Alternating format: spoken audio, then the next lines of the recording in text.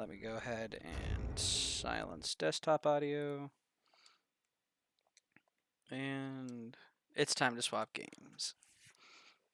Because while this was a pretty decent challenge with, not getting to keep my weapons and being forced to swap weapons constantly,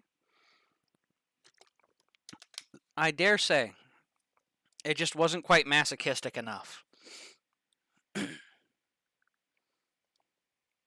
So, now comes my new idea, which I need to do a little bit of testing on.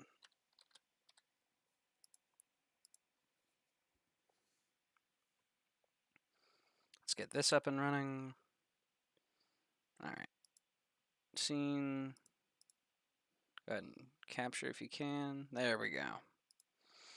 Alright.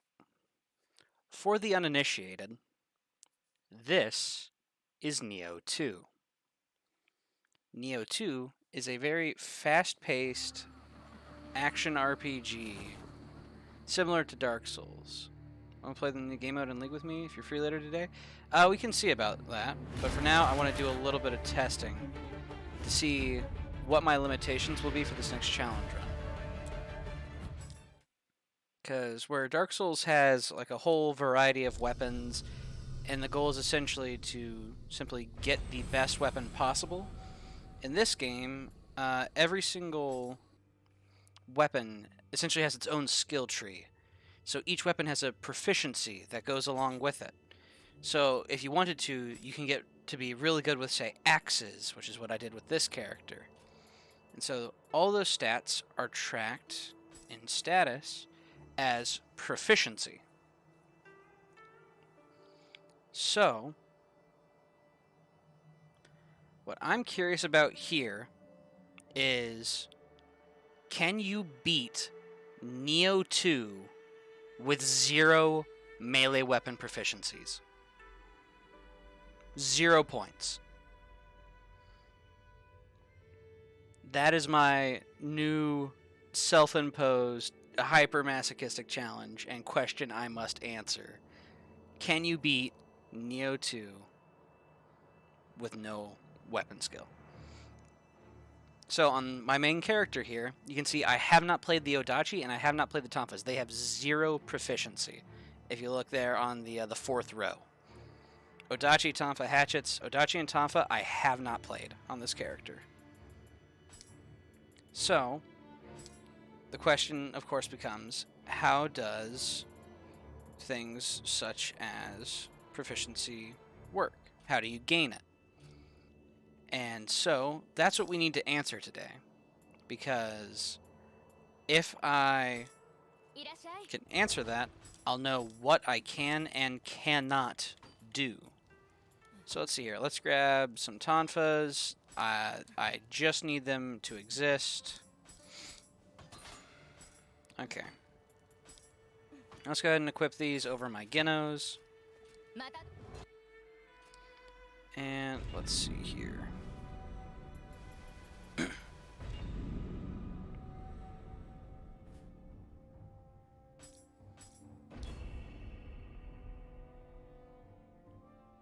Trying to go bare hands? Not necessarily.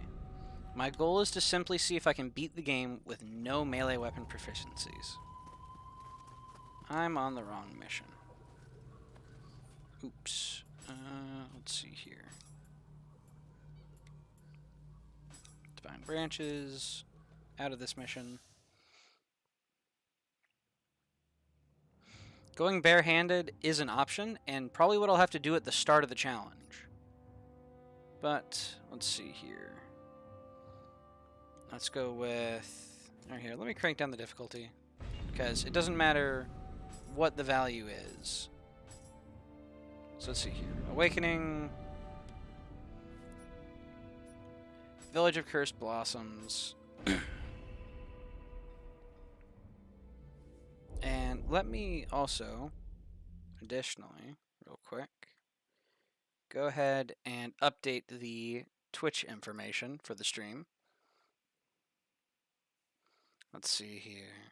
Boo-doo-doo.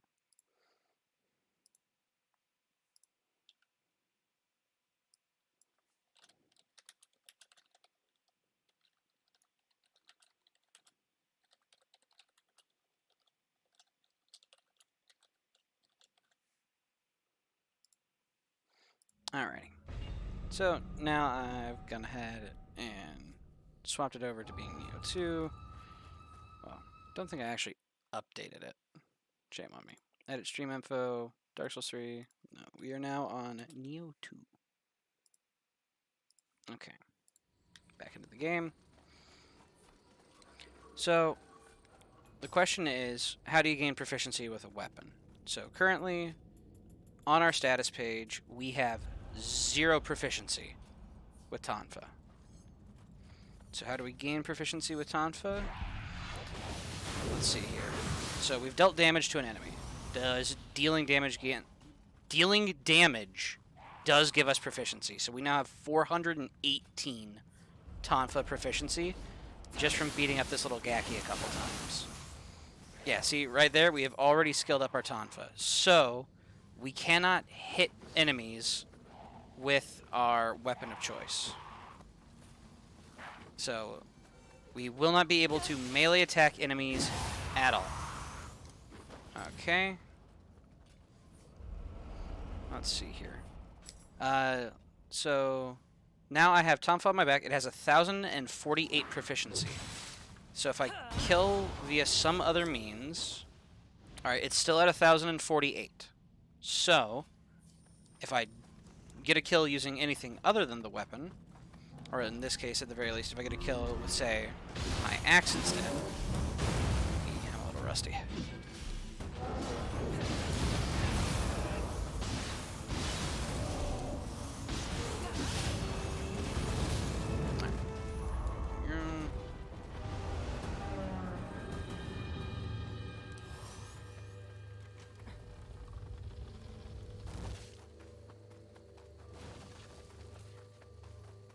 Alright, so now we have established that if the item is just on my back, I don't gain proficiency with it. So the question I'm trying to answer now is, can I use items for their stat buffs? Because, for example, my, club here, it gives me my Takuma Nakata's Grace, gives me life drain on melee attack, yada yada yada. But we can get things to boost other damage. So we could get, say, something to boost our barehanded damage. But what I need to know now is, will I gain proficiency with the weapon if I, say, beat a mission with it? Because that will determine where we go from here.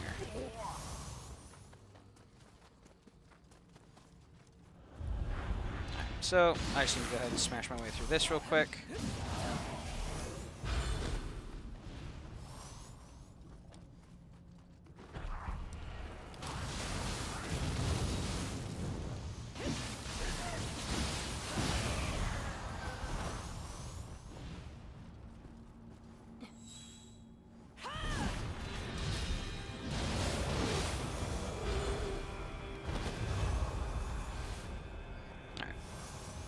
Shrine key.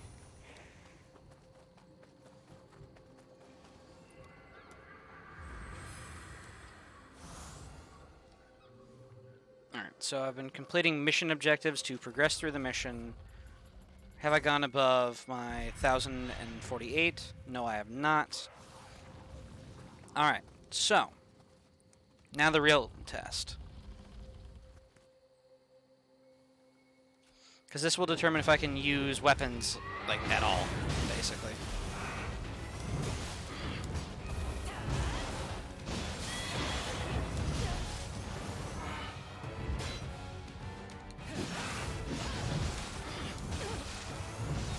Alright, just stat check him.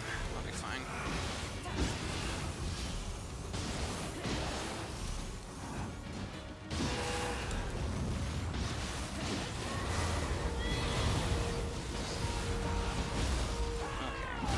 Bonk.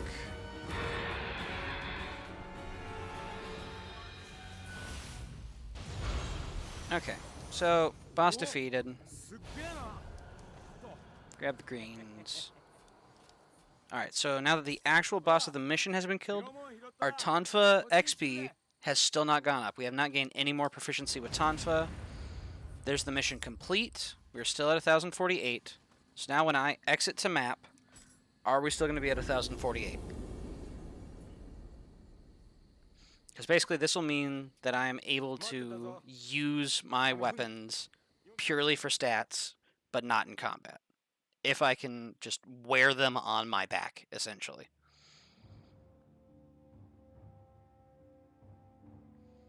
Alright. Moment of truth. We're still at 1,048. Okay. So this means that I can get away with not using any weapons, but still carrying them. So I can have them on my back, but I cannot use them to deal damage. I have to use other means of damage. And I can't use them to kill, can't use them to deal any damage. So I will be doing 0 melee-based damage with weapons for this challenge, if I am so inclined. So now the question becomes, how fast can I get access to alternate damage? Because I'm pretty sure the first time you get a ninja lock is in the Viper Sanctum. Dear God, yeah. I'm pretty sure the first time you get one is in the Viper Sanctum. So I need to try to go from the beginning of the game, which is Village of Cursed Blossoms. Then I'll have to go through the Beastborn of Smoke and Flames, and then make it to the Viper Sanctum to get my ninja lock. So I need to figure out the absolute bare minimum number of kills I have to get. So in other words, now I'm going to be running through as fast as I can, trying to get 0 kills that I don't have to. So I know I have to kill the bosses of the mission in order to complete the mission.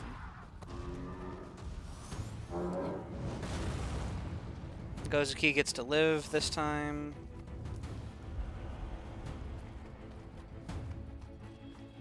Let's just go ahead and buff stamina real quick. That wasn't stamina, that was health regen. There we go.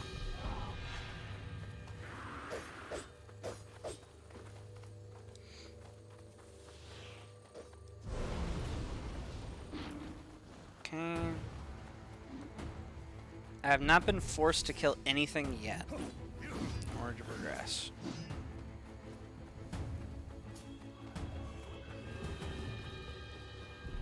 This is the intended route of the mission.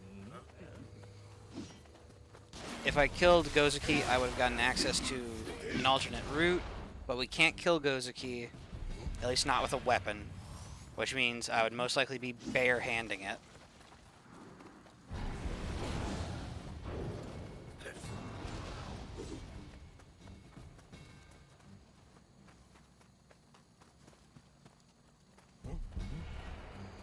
Don't want to kill any of these guys.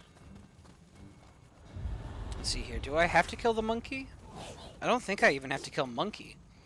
Pretty sure I can just run by. Drop the shrine key. Pick it up.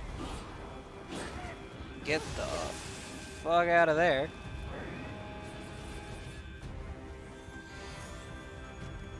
Okay, and I can still use this, but I won't have access to that shrine if I do that. Okay, so in the routing, I can make it to the first boss without having to kill a single enemy.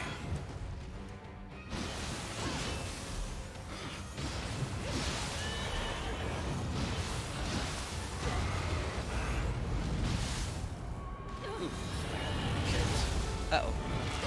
I'm fine. Also, I need to swap weapons. Oops. No, time to get body. Okay. Equipment, Rosewood Tonfa. Swap this back over to my Genos hammer. There we go. Now I've got my full 7-piece stuff back.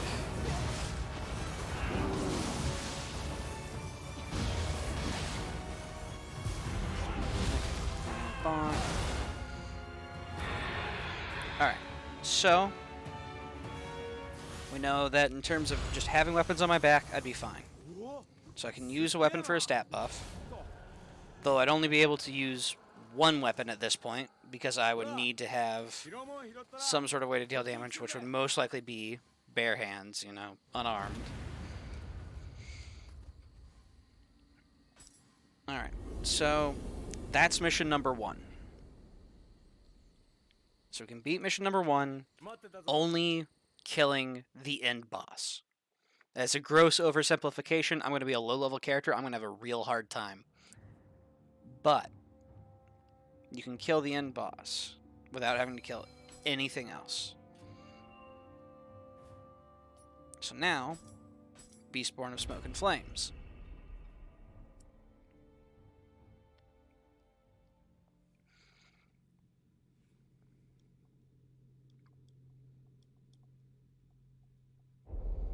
And this is one that I'm worried about, because I think there actually is a straight-up checkpoint enemy that you have to deal with. Like, we'll run through, but we'll hit a checkpoint that we have to clear before we're able to continue.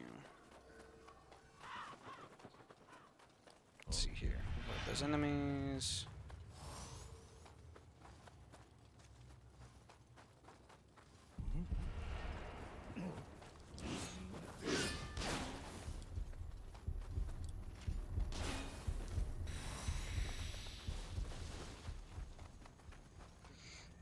Alright, so we come up into here. Here's what I'm worried about. Can I open this door? Or is this a checkpoint? A strange force prevents you from opening it. So, I will have to kill the enemy in this zone in order to get past this door.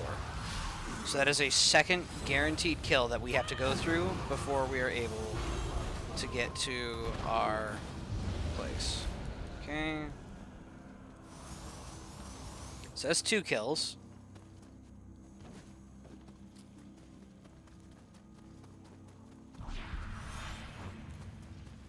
Because it'll be an Ipandatara on the regular difficulty. The reason it wasn't in just a hammer guy is because I'm on a way higher difficulty. I'm on Doom of the Demon at the moment, but it's theoretically the same. And I don't think I have to kill any enemies through here. If I want to get rid of the Dark Zone, I'll have to kill an enemy. But I don't think I'll have to, and I can just book it.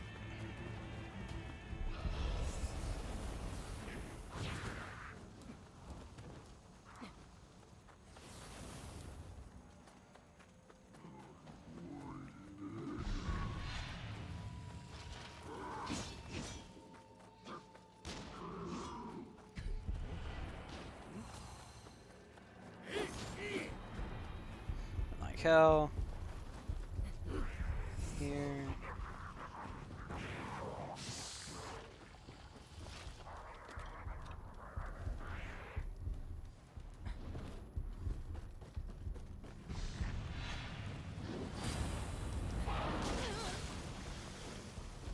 It's fine. Let's see here. I don't really want to take that route. If I can avoid it. Ouch. Okay, I can be shot through that wall. Good to know. Now then. Up. Through here. And around and down. There we go. Key. And boss.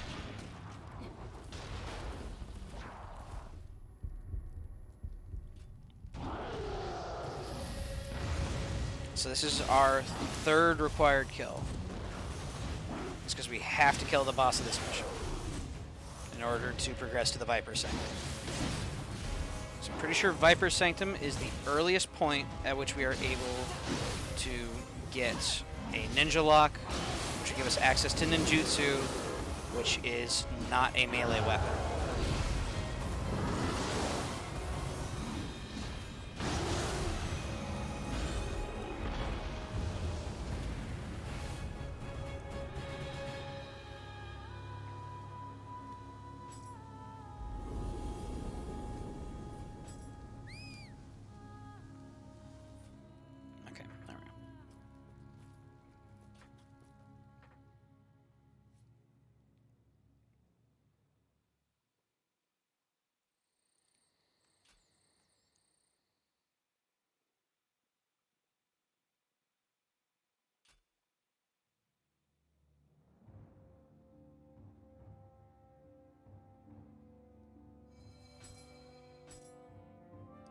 after that point, I should be able to go to the Viper Sanctum, where I'm pretty sure we can just find a ninja lock on the floor.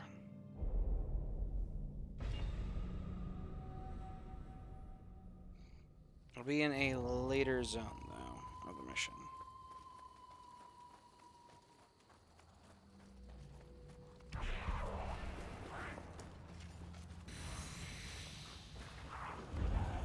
Oops.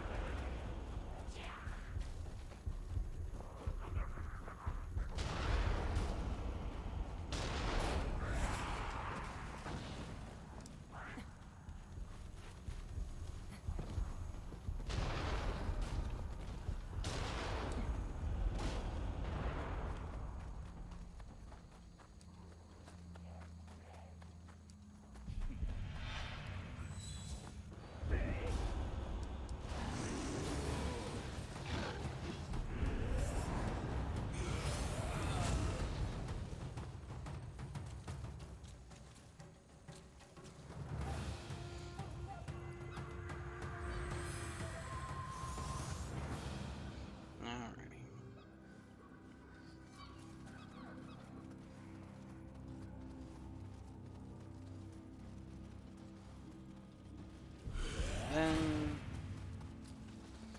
pretty sure we can find our ninja lock, if I'm not mistaken. Let's see here. Whistle, backflip. He did not appreciate the backflip. Okay. So, let's see here. Can I get past him without killing him if I piss him off? Maybe if I die and reset, because I know that blue is his preferred emote now. But for the sake of this, we'll just smash through him. Vermeer says hello there. How's it going, Vermeer? Alright, so then in theory, this would be, it's not at the moment because I'm on a more advanced thing, but in theory, that would be our ninja lock right there, I think. So we have to kill Mezuki and Ipandatara and then Inara barehanded, I'm pretty sure.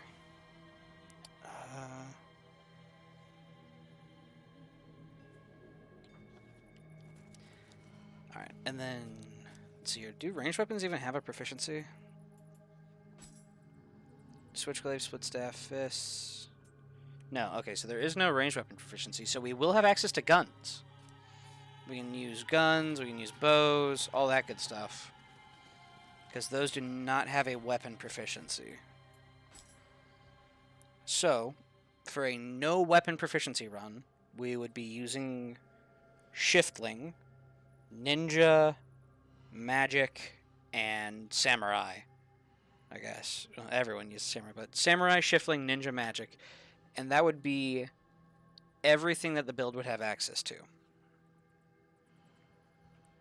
And we'd have to get 3 kills at least before I get access to an alternate form of damage.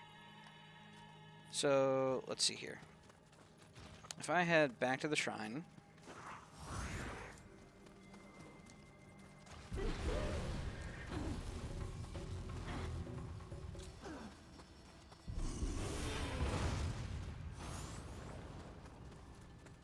also, how's it going, Vermeer?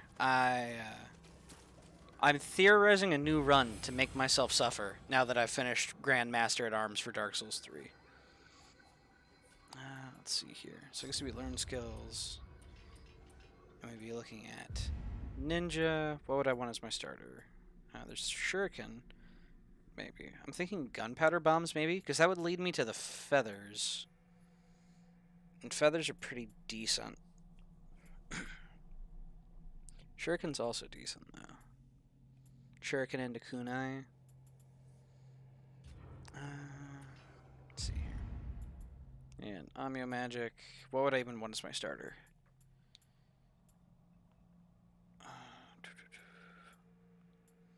I wouldn't really be able to use any of these unless you can apply talismans to your fists. Let's see.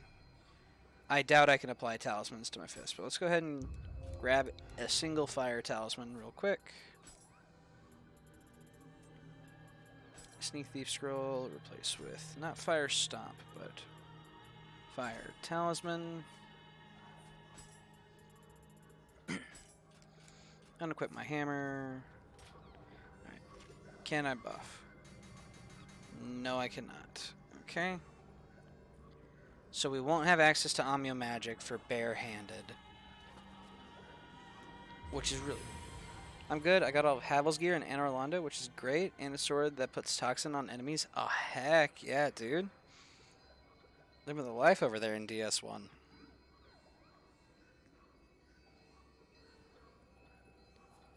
Okay.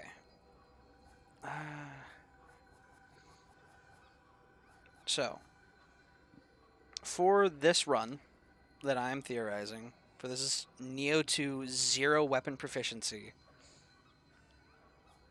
we would have, well, we wouldn't be able to deal damage with melee weapons, which is really rough.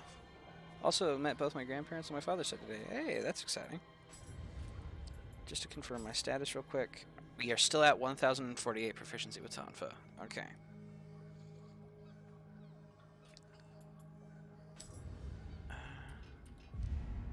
So the hard part with magic for this build is the best way to get skill points in magic. You can either find an Omeo Mage's Lock, which is what you have to do to get started. That'll give you your first skill point. But then after that, you're supposed to gain skill points via proficiency, which means using it to deal damage, basically. However, all of these starting Omeo magic skills are weapon buffs, which we can't use because even if we buff a weapon, so let's see here, axe we have proficiency ending in 540. So even if I buff my axe,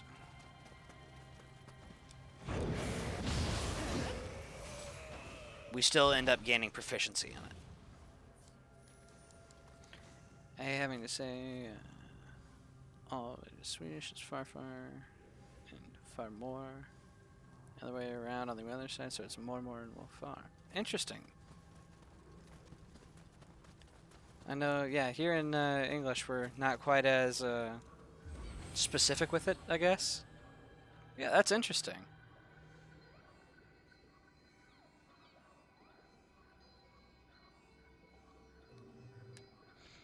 Alright.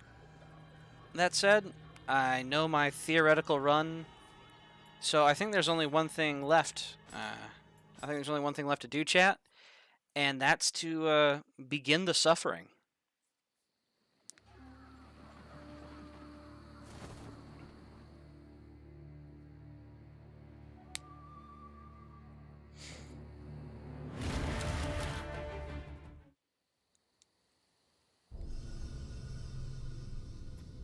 So, here we go.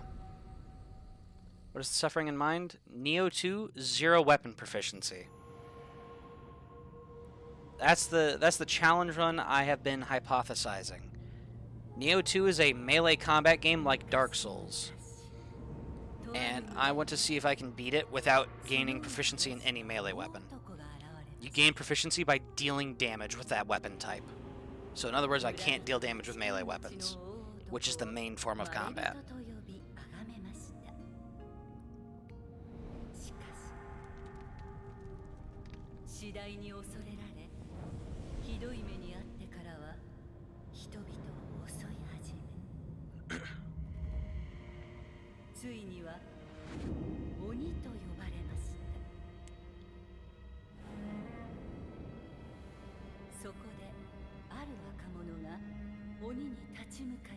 Played a slight bit of Nioh. I recommend that voice actor. Which voice actor?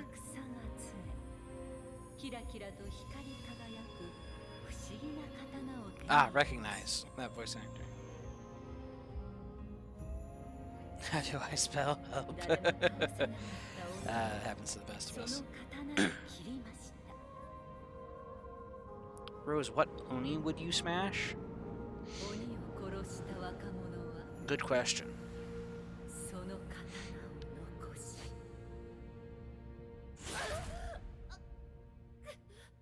1 sec, I think we're being murdered.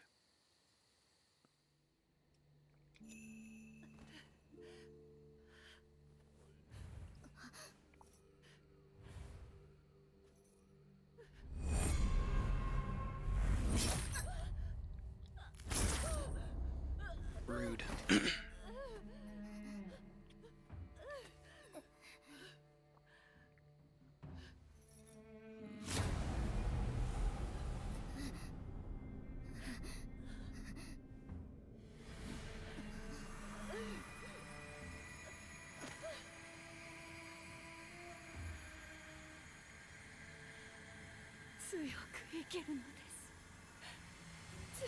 Yeah, the Mangekyo Sharingan. Yep.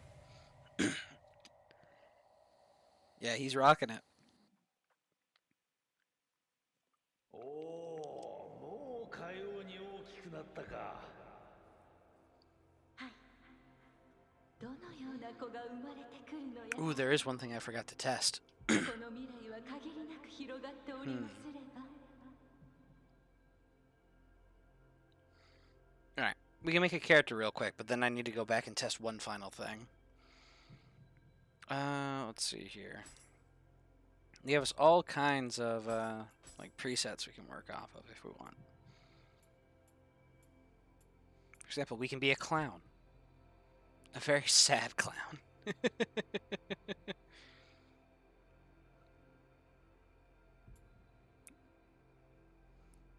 Recognize, please excuse my spelling it off. I'm so often not even autocorrect is helping me. That one too. Interesting. Can't say I know the voice actors off the top of my head. Alright. That's let's see here. Save load settings. Who are you? Ah, that's my other character. Let's go ahead and apply this one. There we go. So, this new character is about to suffer all kinds of hell. I watch too much anime? Fair.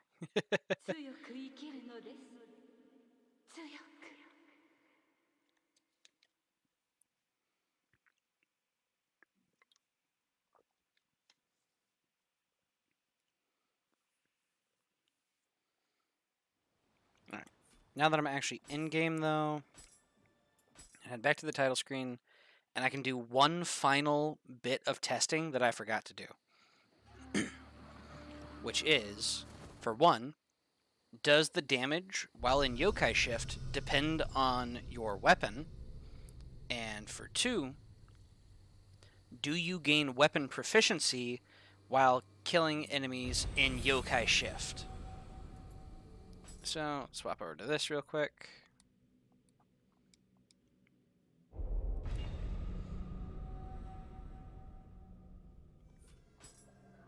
Alright, so for the time being, let's see here. I don't think it'll impact it, but it's one of those things where I want to be sure. So we got these weak little tonfas, and let's see here. Items. Small spirit stones, use like 10 of them. Okay, we're going to use like, ouch, 10 of them. Alright, so we are now swapped onto the tonfas. Now let's see here. So we still have 1048 tonfa proficiency. So if I go into my yokai shift. Alright, I don't see the weapon appearing on the side. Oh, but if you look on the left, there it is. Skill points with tonfa. So even though I am in yokai shift, it is still giving me skill points with tonfa. Okay. So this means, even if we want to use yokai shift, we do have to keep ourselves barehanded. So now, let's see here. Let's go ahead and use... Ooh, actually, another good question is, am I still gaining axe proficiency? My axe is on my back at the moment. So we're at 645. Okay. And I'm pretty sure 645 was what we were at previously. Isn't there paper bombs? Yes. We have a whole variety of tools that we can use.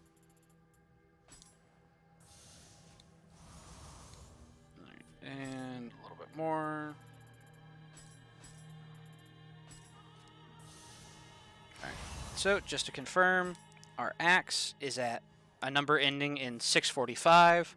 Our axe is on our back.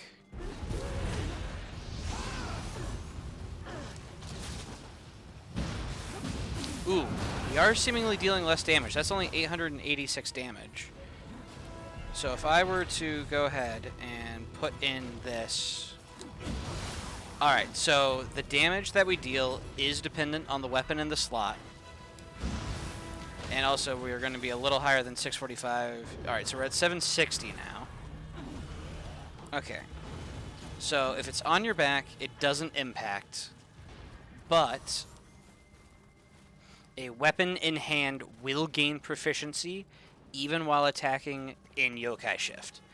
That is something I needed to establish before that run got underway. And also, unarmed is decent stamina damage, awful actual damage.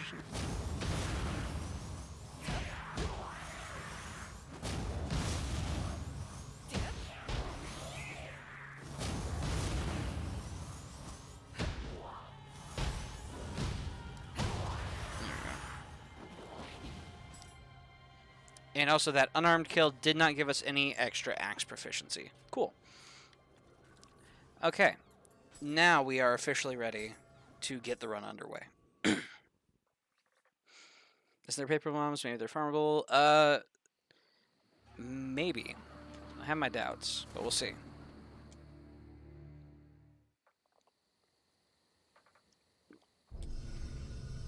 Alright, but the big thing that discovery means is that we are only allowed to have one melee weapon.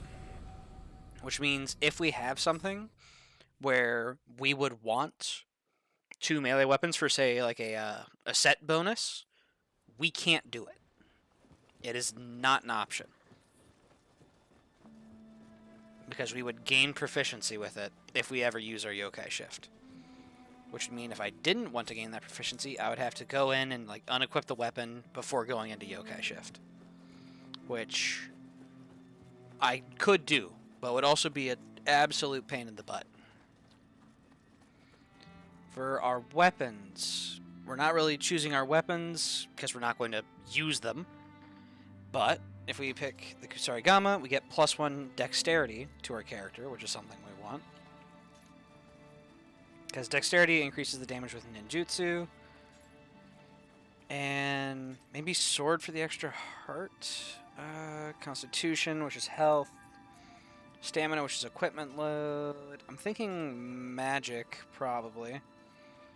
So we could take the Switchglaive for the bonus to magic.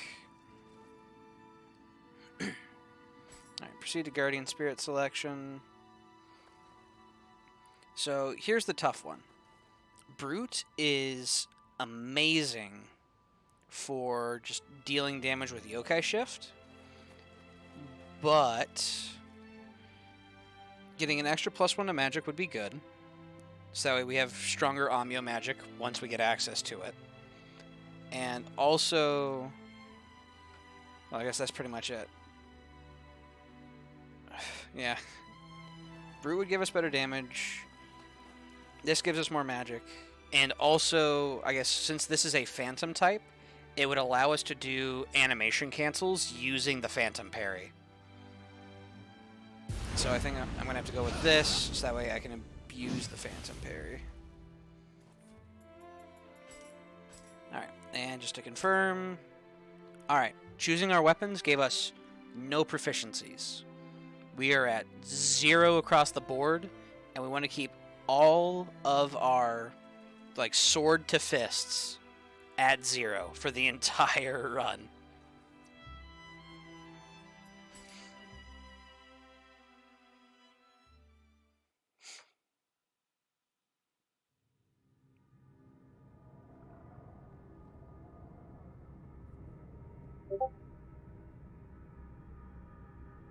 Toyotomi Hideyoshi, the man who achieved no small triumph in bringing unity to this nation, was born in a poor village in civil strife, but was blessed with a shrewd mind and the courage needed.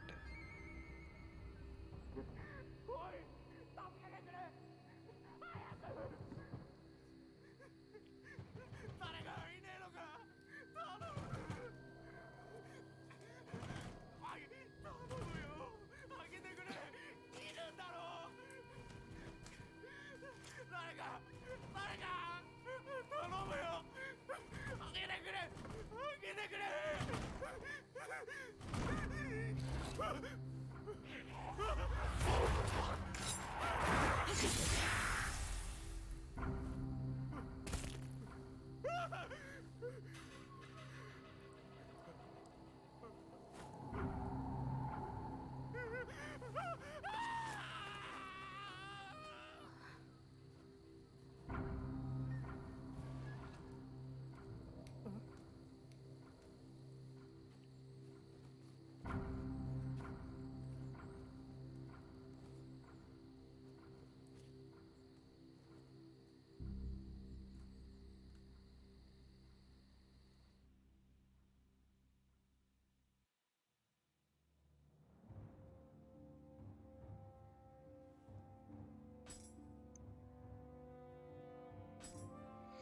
I wait under the nighttime cherry blossoms for the hero that will set our village free from these horrors that plague us. It seems that this message is from someone that's heard whispers of my work slaying yokai. There are no hints as to who sent it, but it appears to have come from a village named Yuzan Sakura. If there really are yokai there, then it might be worth heading that way to take a look.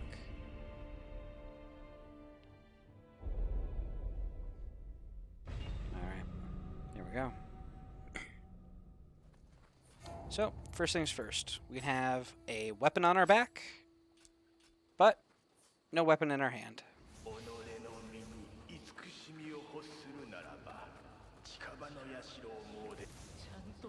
Anything useful.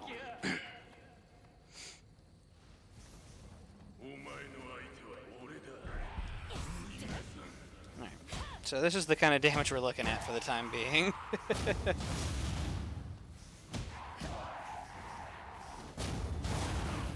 Luckily, the Gaki is pretty easy to bully. Other yokai will not be so easy to bully.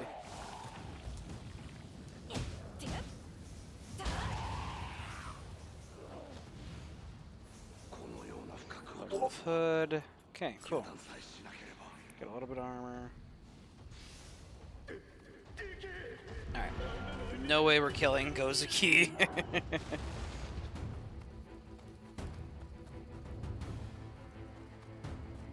Let's go ahead and pop this open just in case I bite the dust.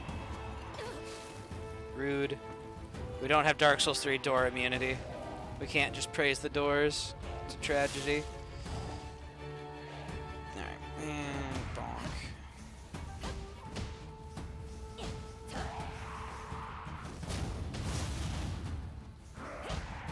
There we go. Thieves gauntlets, anything decent. +1 toughness? Sure. Toughness is poise. Did that weapon auto-equip? No. Awesome. Alright, and let's see. How are you actually doing that? Actually doing what?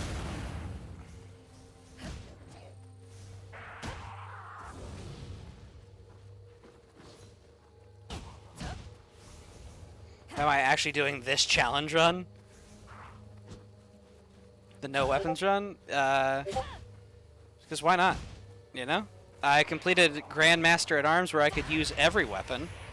So why not do the exact opposite and do a harder, faster game with no weapon? It's actually just bonkers. I'm gonna see. But yeah, so we still should have 0 across the board. Yep, rockin' zeros. I don't think I can kill that, I'll be honest. Let's see here. For the time being, let's get some loot. Alright. Let's see here. We got a blue foot soldier's hat. Can't even use it.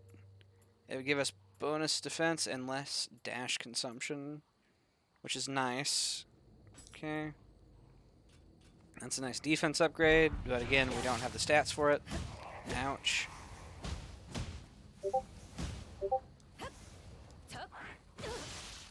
Okay. Bonk. Oh, wow, we've got tiny range.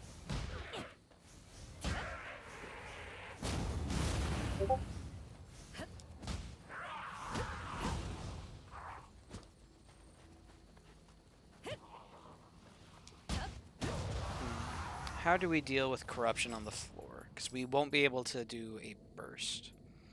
Okay, this is actually really good for us, though. That's actually lucky. Because ninjutsu is going to be one of the ways that we're able to deal damage. So, bonus power to our ninjutsu is good. Okay, he's off the cliff. Better Kusarigama, what do you have to offer? Melee damage versus yokai. Amrita earn versus humans. I'll take melee damage versus yokai. Basically, our spare melee weapon... I'm not even sure if it has an effect. All I know is that it will count for set bonuses, even on our back. Alright. Now then. If I was smarter, I would have gone for the top path. Oh well.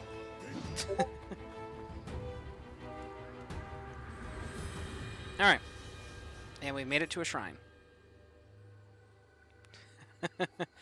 What's training? Play through a tutorial? Basic actions, training ground. Okay. Okay, so I can't do it like any dojo missions here, for example. Can I increase my damage at all? Samurai skill points. Let's see here. But my melee attack for melee weapon 1. Okay, so our fists have no stat scaling. I don't know if I'm getting better at games or if DS1 is just easier than the third one, but so far I've been playing sub 10, trying almost all bosses, been fucking up all the runs. Yeah, I think it's just getting better, probably. You're more practiced now than you used to be, you know? Let's see here. Let's pick up a little extra health. Can't go wrong with health, so... Alright. Learn skills. We now have samurai skill points. So, let's see here. I can't key pulse because I don't have a weapon. Flux doesn't matter.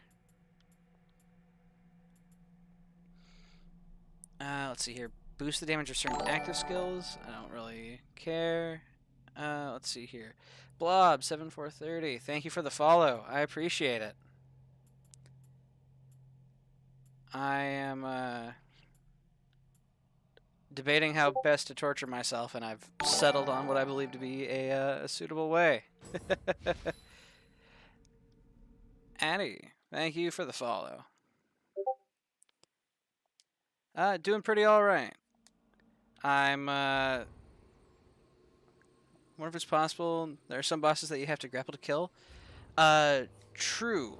However, I did a little bit of testing, and so I found that in Yokai Shift, if you go and, like, kill an enemy or deal damage to an enemy while in Yokai Shift, you do gain proficiency for your weapon, but if you are bare-handed, it still won't give you any proficiency. And my goal is to keep sword, dual sword, all the way down. My goal is to keep all of those at 0. That is my my one big thing. 0 proficiency. And yeah. How well this is gonna go, we'll see. Basically, the spare weapon is for stats, and yeah, everything else is just kind of stats. I'll have access to bow, which will be nice. Also, ouch, bones. Okay, I'm just gonna run past him. Oops. But yeah, thank you both for the follows. I really appreciate it. Alright, let's see here. I can get a bow if I go up here, which means I'll actually have a way to deal damage, other than my fists.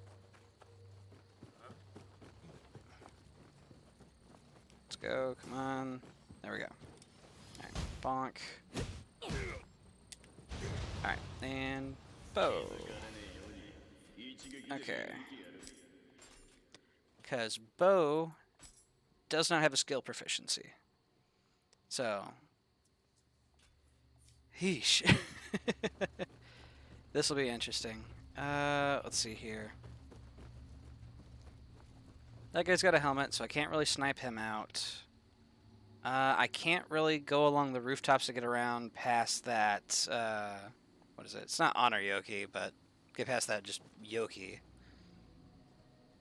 So, well, I guess there's only one thing for it. Whee! I'm so dead.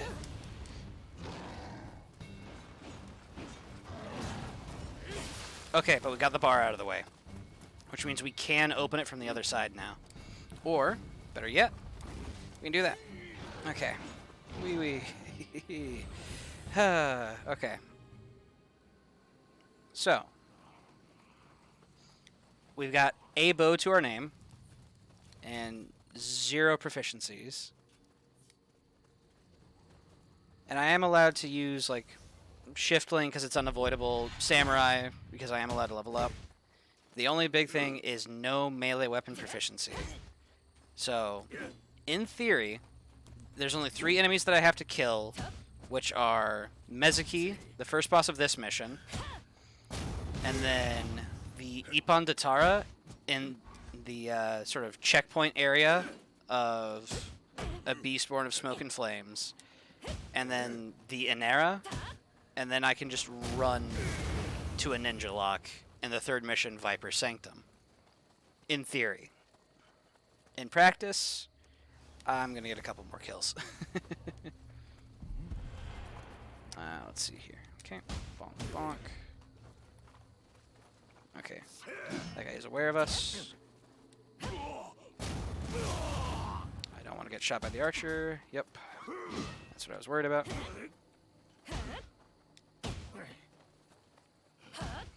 Wait. Okay, bonk. Whew! Ouch. Uh-oh. Am I dead? Okay. I'm not dead. But that was a misplay. And a half. Jeez.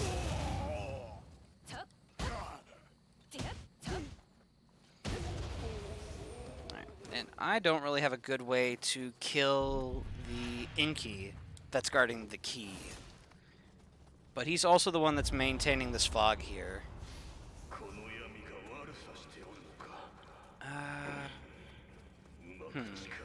Do I have any just bombs in my inventory? Sacred water, antiparalytic needle. We don't have much, chat. We don't have many resources at all. Well, we ball. Go wild. Okay. There's the inner shrine key.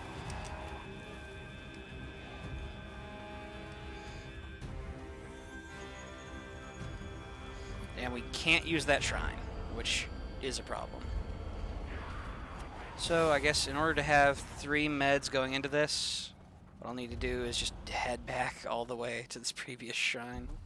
Also, hello little buddy. Frat house is that way. Okay.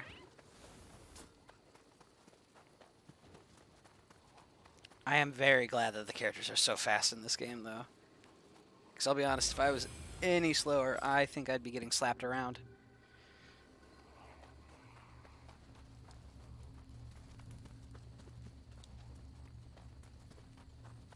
Alright, so, in theory, now I just run up to Mezuki, and we'll see about killing Mezuki barehanded. Because I'll be honest, I've been playing Nioh 2 at a pretty high level, because I've been like grinding my main character. So it'll be interesting to see how this goes with not having access to my overpowered build. I'll actually have to try and remember the moveset. Play it like it's Dark Souls rather than Nioh.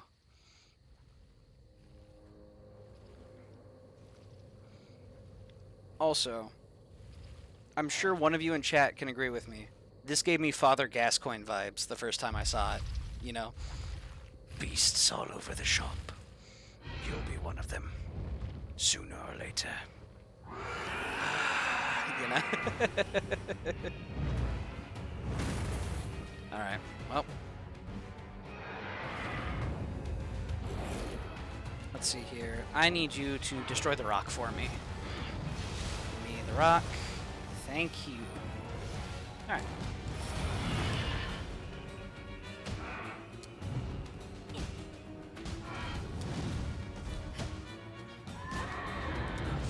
Ooh! Ouch. Okay.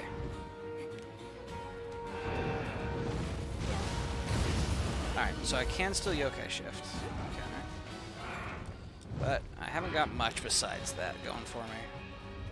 In theory, Brute would have been the better option, so that way I could get a slap yokai shift. But also, I want to have Phantom Parry for later, so that way I can use it to animation cancel ninja stuff.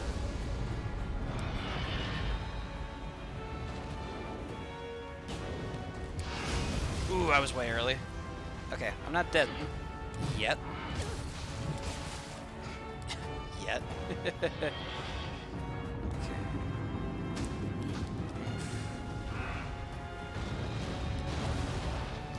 Okay, my key is hurting real bad.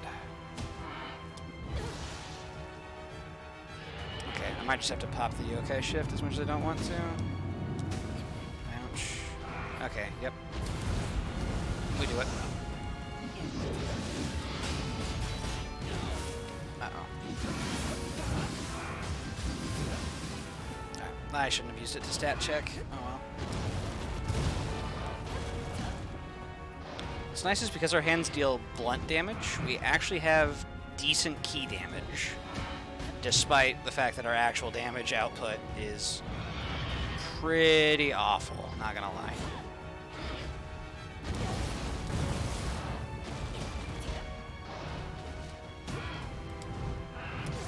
Okay, fair enough. So, it's a start.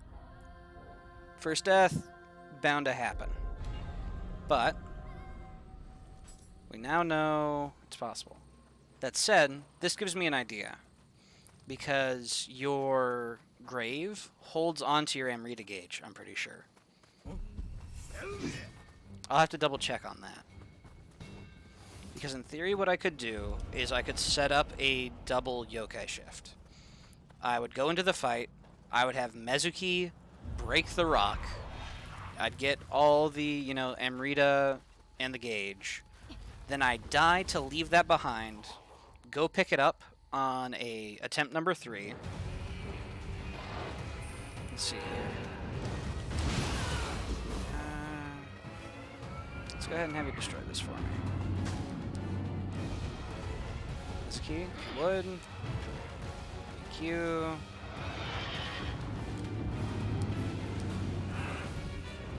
Okay. So now for the moment of truth, what we're going to do is we're going to intentionally just get clobbered. There we go. So now the final question is, when I come back here, will I have a full gauge waiting for me when I pick up my Guardian Spirit? Because if we do that, then we will have that yokai shift essentially stored over, and we will have the ability to break the rock again for another yokai shift. And that'll be a lot of free damage for us.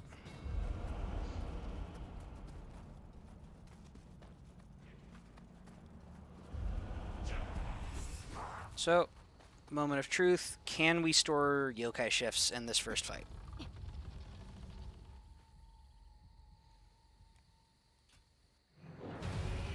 Get our shark back, and we do have a yokai shift. Okay.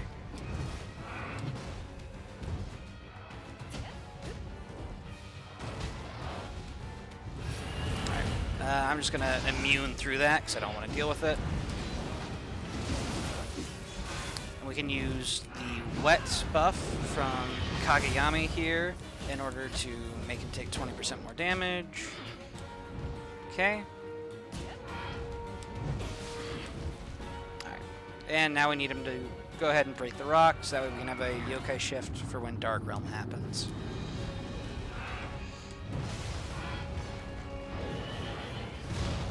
Okay. So, ooh, okay. I actually had him break it too early, so I didn't get enough stuff. Which is a problem. Okay. That's purely on me, because I didn't set it up right. Basically, your yokai shift has a cooldown after you use it, and if you gain Amrita during that time, you don't gain actual gauge progression, it just reduces your cooldown. Alright, and I want to save key, because now we're in Dark Realm.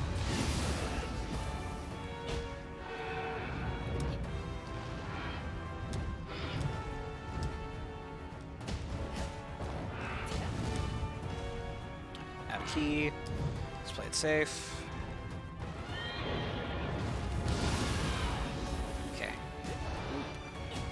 And we'll just bully him until he turns it back to normal for us.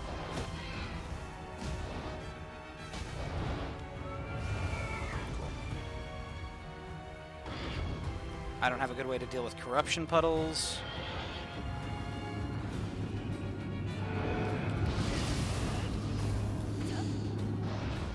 Okay. Let's see here. There we go. Bonk.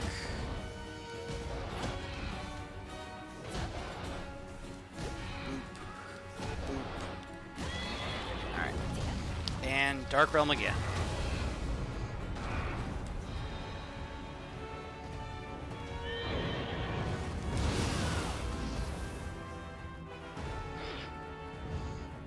We're going to be relying on our burst counter pretty heavily here at the start.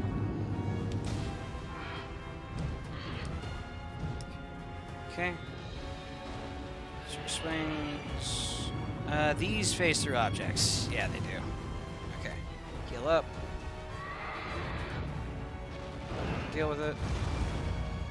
Big single chop. Okay. Bonk. Also, you can deal more damage if you hit your enemy in the back, so we are going to try to hit Mezuki in the back as often as possible. Uh-oh, that's death, I think. Ooh, ouch. Okay. Distinctly not dead. Yet. But, okay. Bonk.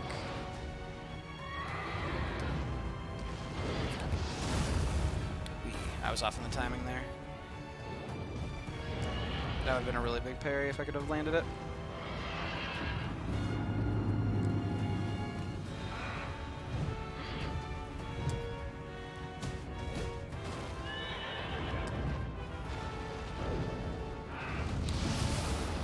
Okay, there we go. And we got a knockdown, so we can get a riposte. Let's go. Alright. And that is going to be the game plan for this fight, basically. Ooh, okay, I dodged early there. I'm out of medicine. Okay. Alright, Mezuki's out of stamina, though. Hit him in the spine for the bonus damage.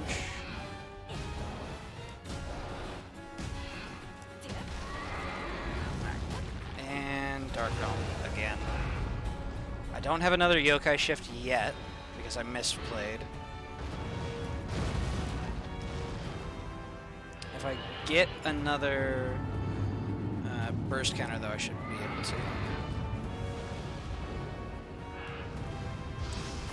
Ooh, wow, I was off on my timing there. Uh-oh. Boop. Alright. Let's see here. Okay. Bonk. Oof. Okay, I don't necessarily want to be this close. I just want to go for easy burst counters.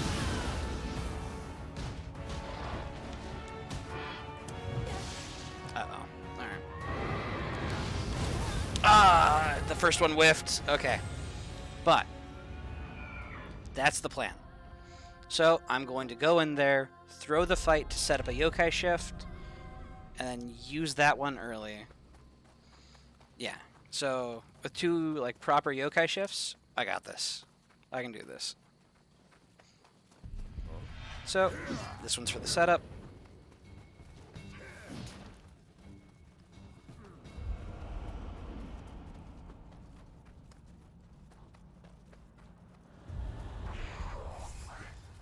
All right. Into the arena.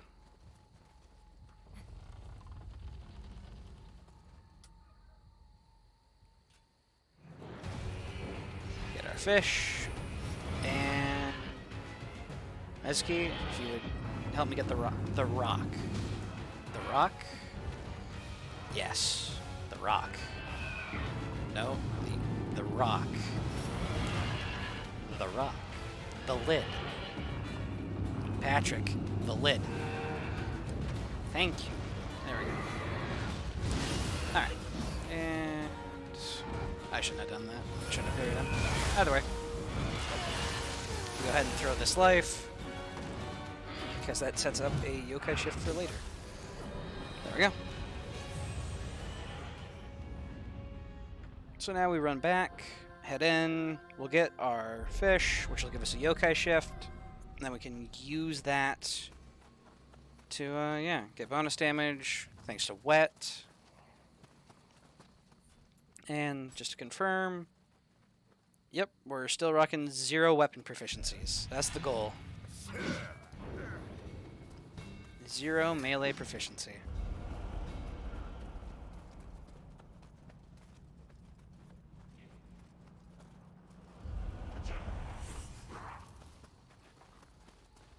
Alright. There we go.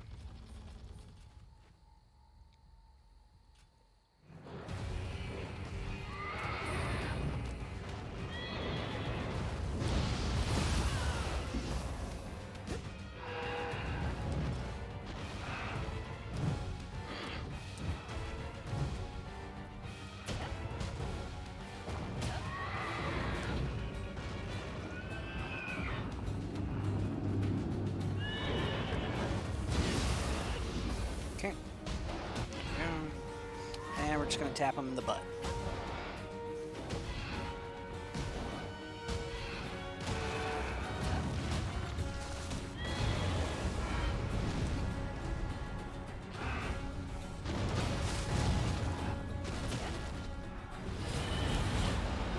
Dodge that with this. So Kagawami.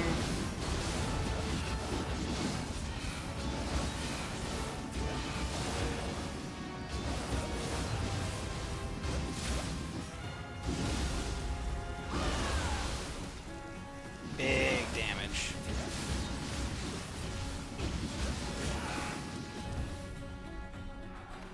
Alright, so instead of immediately baiting him into destroying the rock, we are going to hang out and we're going to have to wait for this cooldown for the time being. But since he's out of stamina, we can bop him around to help us get some Amrita, which will help reset our gauge just that little bit faster. And now it is simply objective survive until we have our gauge complete, and then we can have him pop the rock to go ahead and give us another yokai shift to finish this out. That's it. That was actually a massive yokai shift in terms of damage output. Okay. Let's see here. And then around. Okay. Fish is ready. Alright, fish is ready. Swing wide, Mezuki. Not spit spirits at me. Swing wide, dude.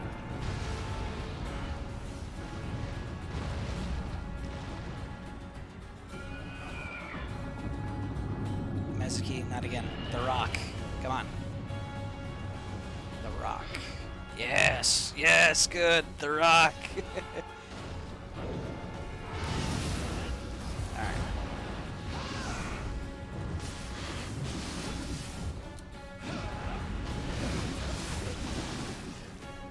Alright, and that is mission 1 complete. Whew.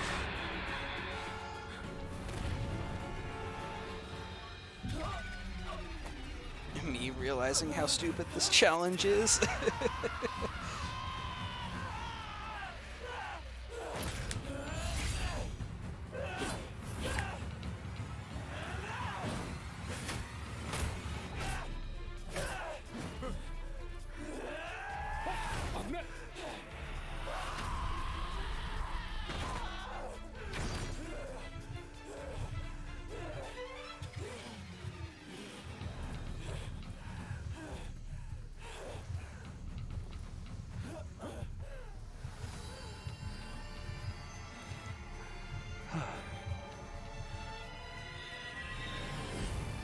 Well, yeah, let's go, chat. First boss down. Thank you, Monkey Man.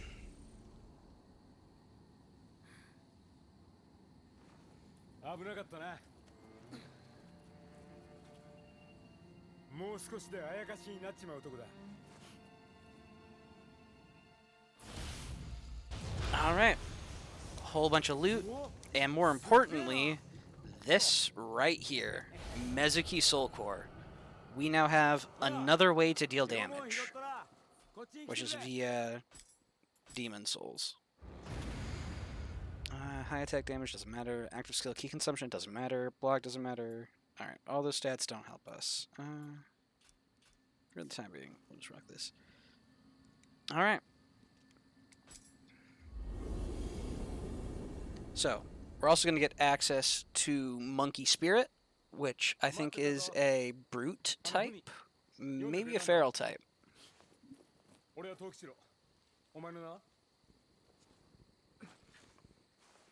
So we can have our fish for like later parry canceling, but we're also going to have a spirit that we can actually use to go and beat enemies with. Well, I say that, but Kagawami actually did pretty solid work there, and the next boss we're heading to, Inara, water's also good against, and Kagawami does water.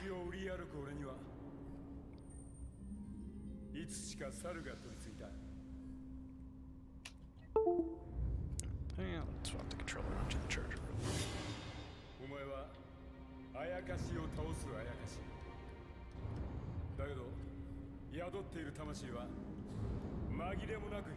What's the lore of her being unable to talk? Your mom was murdered by a man with the Mangekyo Sharingan when you were like 6. I don't know. You're socially inept. You've been living as a hermit out at the edge of society for the past several years, not interacting with humans because they know that you're some sort of weird freak, and you just kind of vibe and hunt demons. I don't know. Either that, or maybe our character just has really bad social anxiety, which is really funny to think about.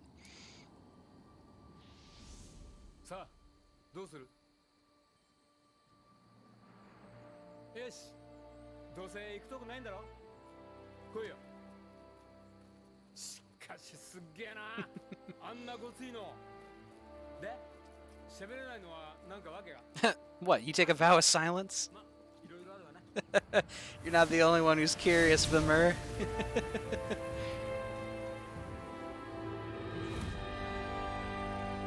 Alright. And the challenge run has officially survived its opening stages.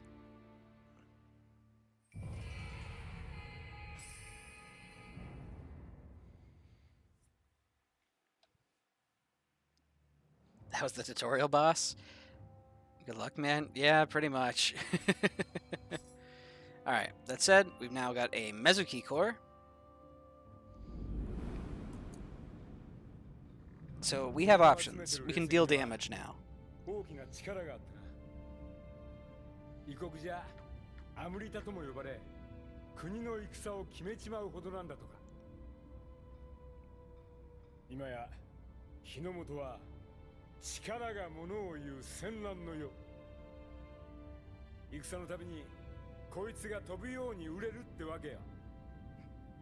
I'm a war profiteer, but I'm charismatic, so you won't hate me.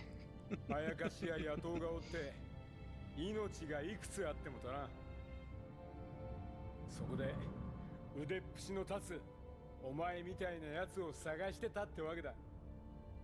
まずは俺が上得意にしてるお客に会いに行こう。付き合ってくれるだろ、秀の字。 Yeah.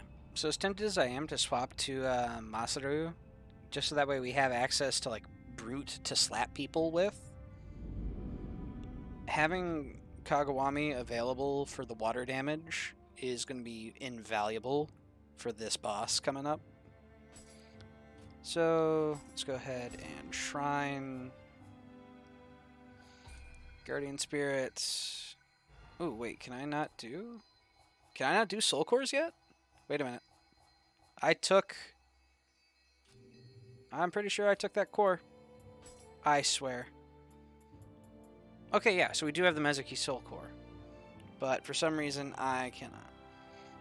Also, anima charge and yokai ability damage. Ayo. Attack and yokai.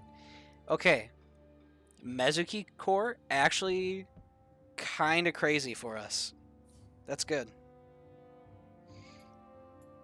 Dojo. Alright. And Masaru is a phantom type. Okay. For the time being, we can go ahead and see here. Probably put more into Dex, because we're going to get access to ninjutsu a lot sooner than we're going to be able to properly Amyo magic it. It said, more health is always superior to less health, so.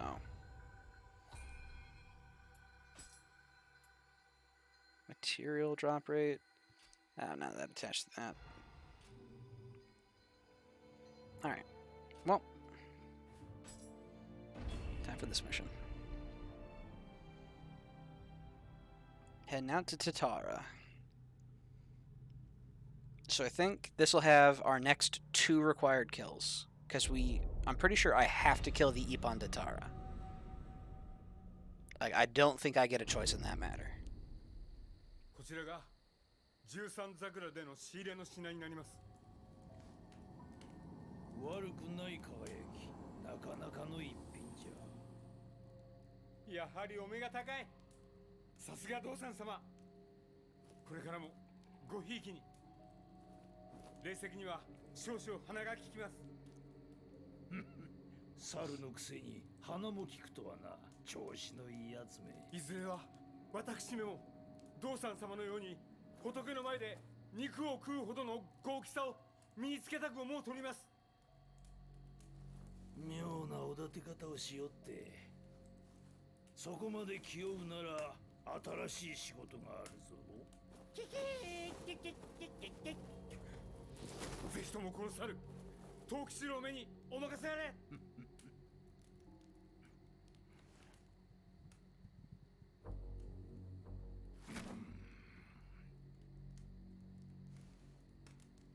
食うか。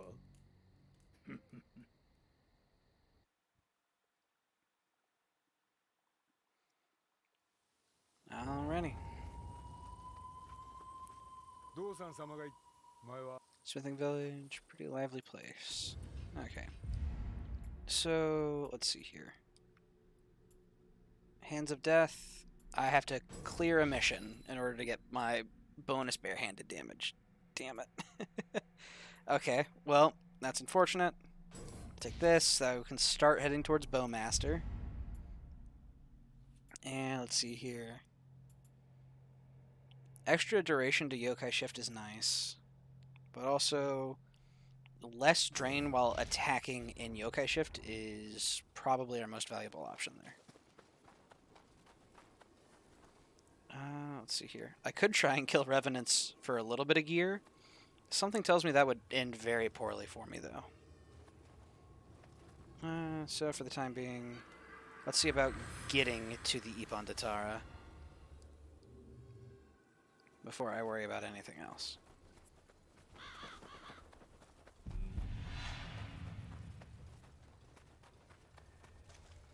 Also, pro tip, in a regular playthrough of Nioh 2, don't do this. This is an awful idea. Well, at low level anyway. Once you're high level and you don't care about enemy stats, then yeah, sure. Knock yourself out. But I'm so dead. Unless... Ouch. Oh yeah, look at that damage, baby. Let's go. Oh, it's not great.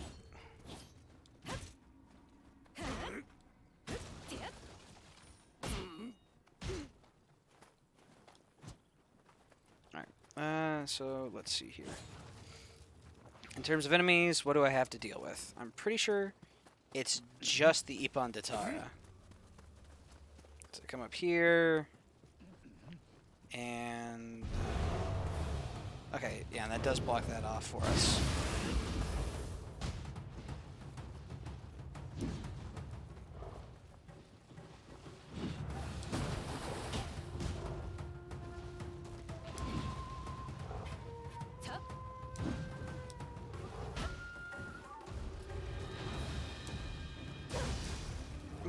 Okay.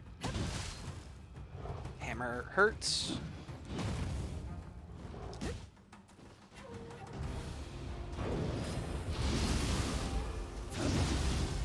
Okay, shift parry. Feels good.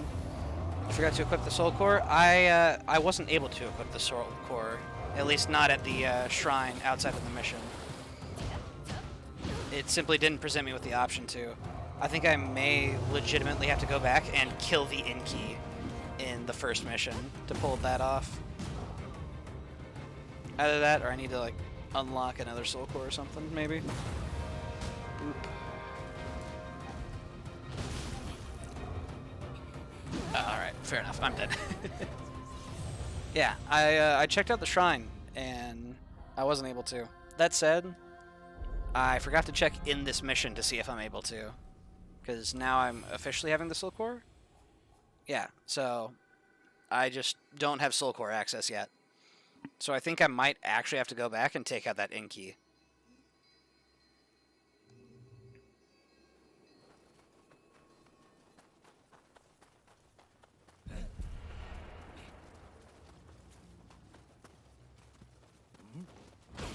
Ouch. Challenge is actually so stupid. Holy shit. Yes. Yes, it is.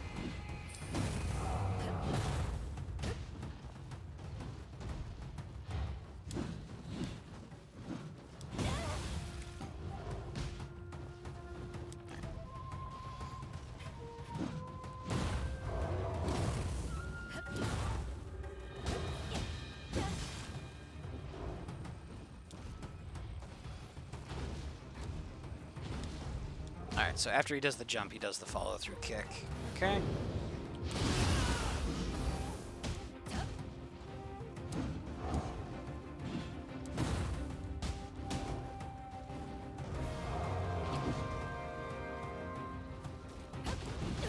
Ooh, I dodged into it.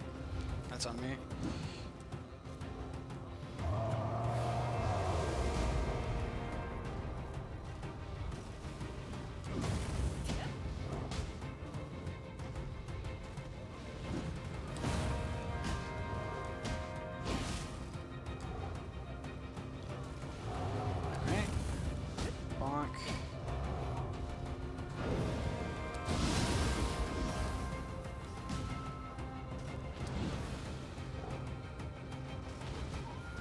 Okay, follow through kick. No? Okay. Wee.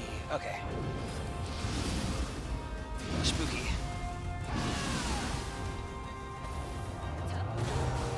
And he does a stomp on wake up. Okay. Fair enough.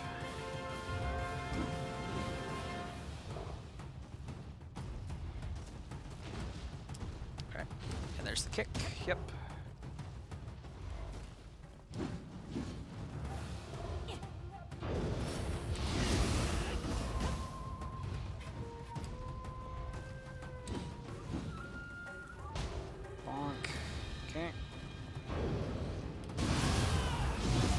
Alright, we are on fire, which is an issue, but the Ippon Datara is dead.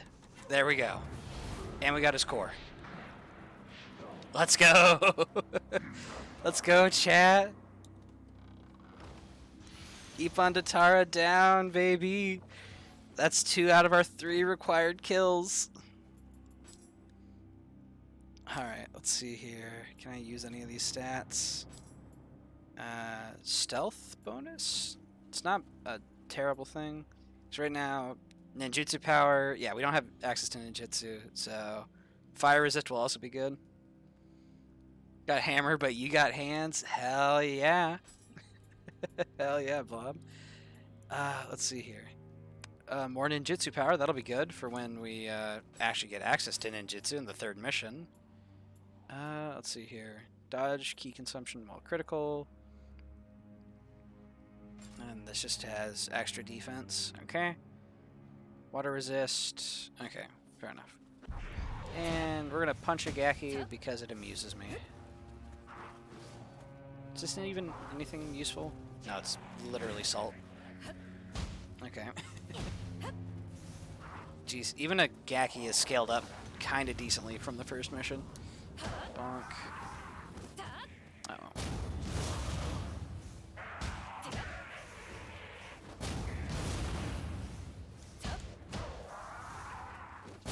The big thing is we're able to get Amrita out of him when we hit him like this, so we are filling up our gauge slowly. Salt is useful. Yeah, salt is pretty good and is probably going to be required during Inara. So we can damage its stamina even more. For now, I want to try and get a full yokai shift, even if it's just for like self-defense. There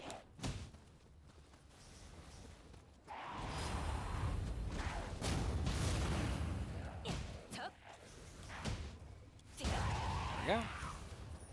Alright, and just to make sure I haven't gone crazy, yep, our melee weapons are still at 0 proficiency. That's what I like to see. What's the challenge? We are doing a 0 melee weapon proficiency run. That's the goal. I was doing some testing earlier, but now it's officially underway. Our goal, beating Otakamaru, you know, at the very end, 0 melee weapon proficiency. So, basically, I'm trying to survive the early game. And if I'm able to, I want to avoid abusing feathers, but something tells me... Gloves without gloves? Yeah, basically.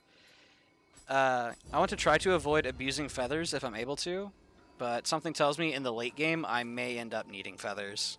So for the time being, the goal is 0 melee weapon proficiency.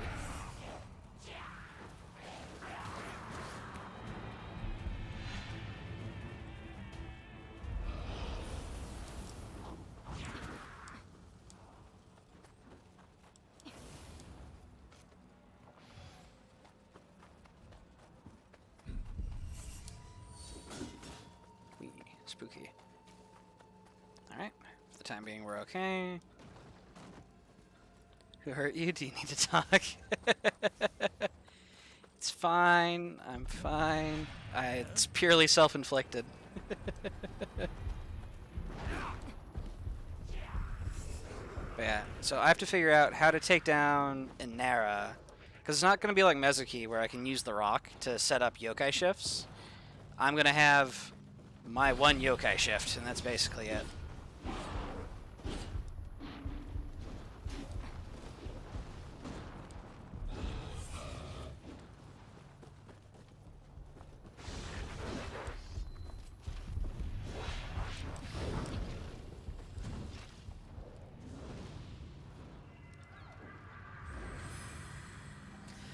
Are blue revenants allowed?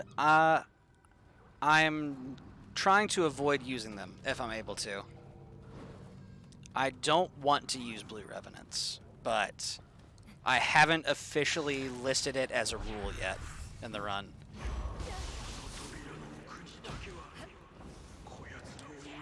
Oh, hey, there actually is an unarmed attack plunging animation. Fascinating. Either way, ouch, ouch, ouch. Okay.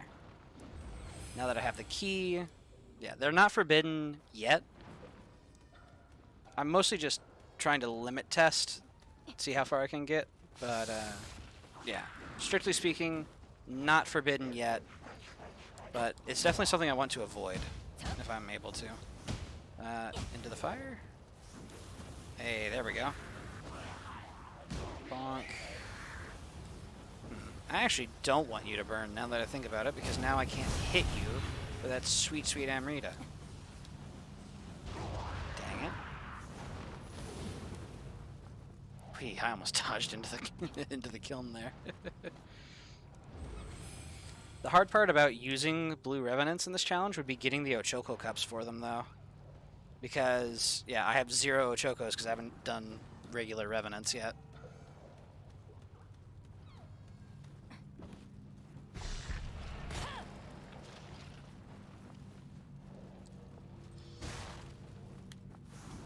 This way, away from the big Gaki, please. Away from the big Gaki, please.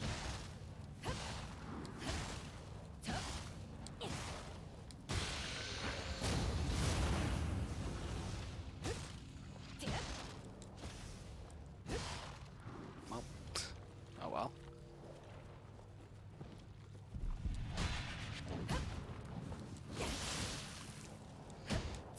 Alright, I'm not getting it out of the big Gaki, which is interesting. So, I'm going to bonk that skill. If you block without weapons, does the game inflict damage? Let's find out real quick. Let's see here. Hey dude. No. I can still block, I just get put into a hard, like, guard break animation. Maybe take a look. Yeah, I'm getting super staggered for it, and I'm losing a lot of stamina, but it is not dealing damage to me. Hey, salt. Let's go.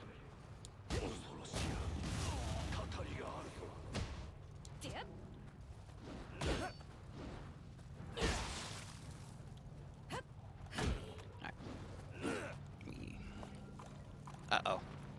Fair enough. Bonk. Okay. Well, that'll do. Fire is really good against us humans. Fists of Steel. Heck yeah. Let's see here. Man, so... Huh. We don't have a ton of options. Okay, actually, wait a minute. I didn't even notice that we got a writing set. That's actually big for us later, once we get access to ninjutsu. For the time being, I am on the struggle bus. Drop rate 3.2, bow 8%. I'll take bow 8%, thank you. Let's see here. I don't seem to have a good way to farm Amrita at the moment, which is an issue.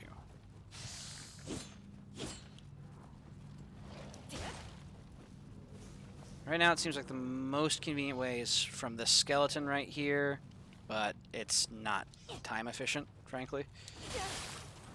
But that may be what we just have to go through. Okay, don't burn, dude. Get out of the fire. Out of the fire! Okay. Ow! I just noticed how much damage he did to me. What the hell? What the hell, dude?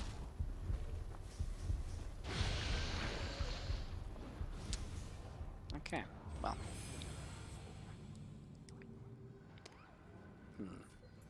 And I do have a couple... Alright, I do have a lantern plant fruit. That's good. Let's see here. Set a shortcut over here. Usable items. Small spirit stones over here. Up next is Gale only hands challenge. Oh man.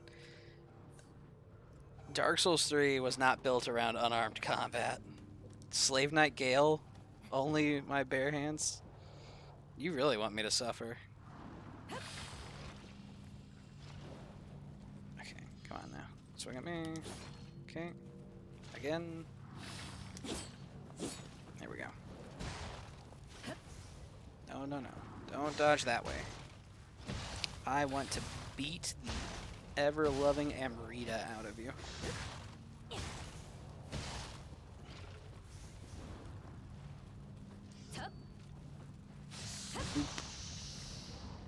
Damn it.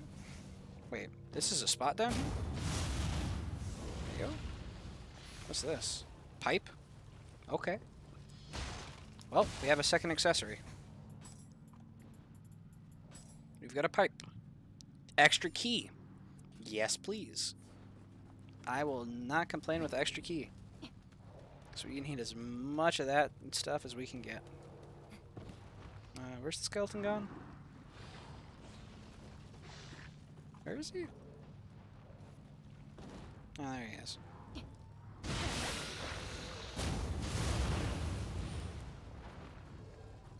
Alright, if we could get a glove that gives us bonus unarmed damage, that would be... Well, there we go. 9% more unarmed damage. That's a start. If I can get to 6 stamina, I can get an 11% there. Actually, yeah. Let's see about... Okay. Farming the skeleton's going to take way too long. Let's go ahead and pop a couple crystals. And one more, because we still don't have a full gauge. Okay. So... Before I go throwing all these souls away in there... Well, Amrita in there. Alright, I need 4,000 to get that. Okay.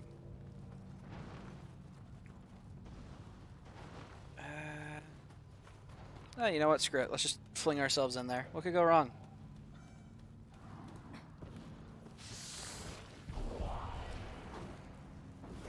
Let's do it.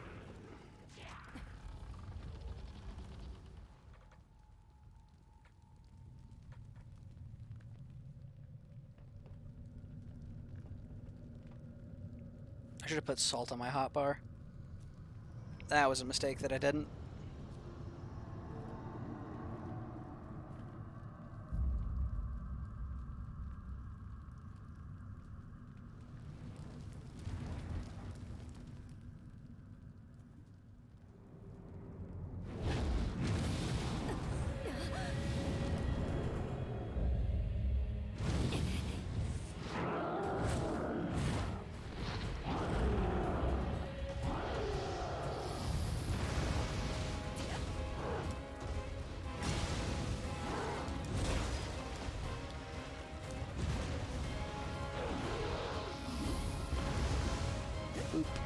Okay, we can get back hits on him, which is good.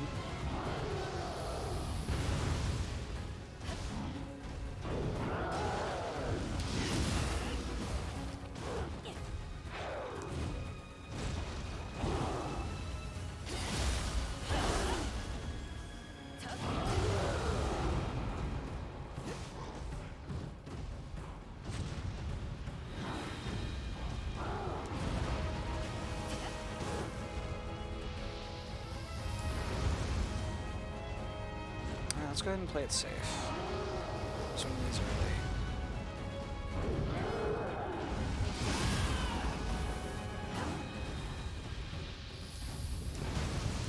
Ouch. Okay.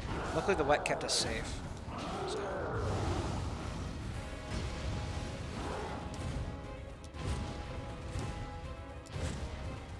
Two kicks is always the well, the second kick is always the combo finisher, I should say. That's how you know when he's done his melee combo.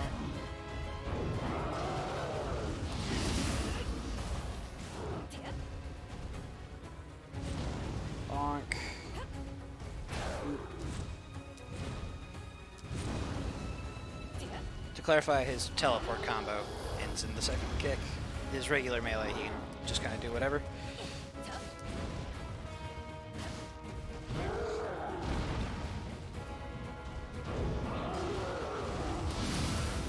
Not having soul cores for this is definitely a bit rough, but I can definitely see about killing the Yankee later, maybe. Okay, I don't have a good source of wet for this. Bonk.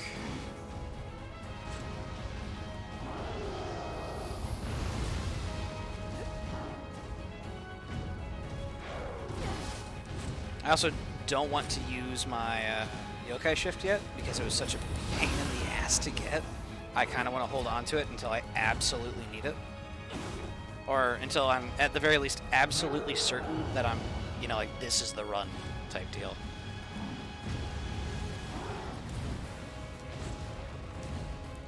kick. Bonk, bonk. Bonk, bonk. Nope. Denied. Bonk, bonk. Okay.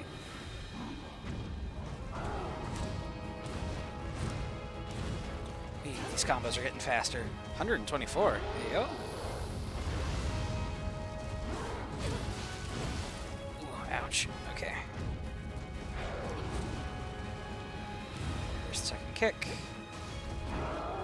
I'm not sure what the damage multiplier is to whatever I'm hitting him in the back with. Ooh.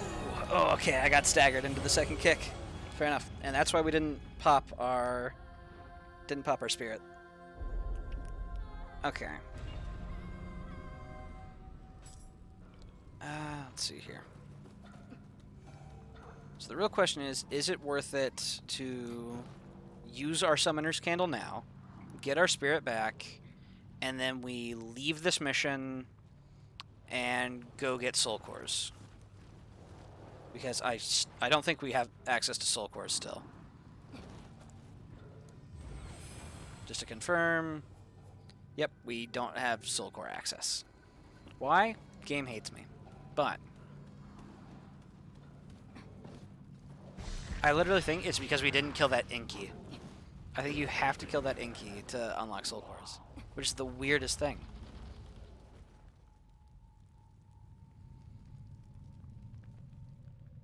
Alright, we've already seen this cutscene, so just put me in. Bonk. And I'm going to try and save the pillars for when we enter dark mode. I'm just going to try and slap my way into dark, basically. Second kick. There we go.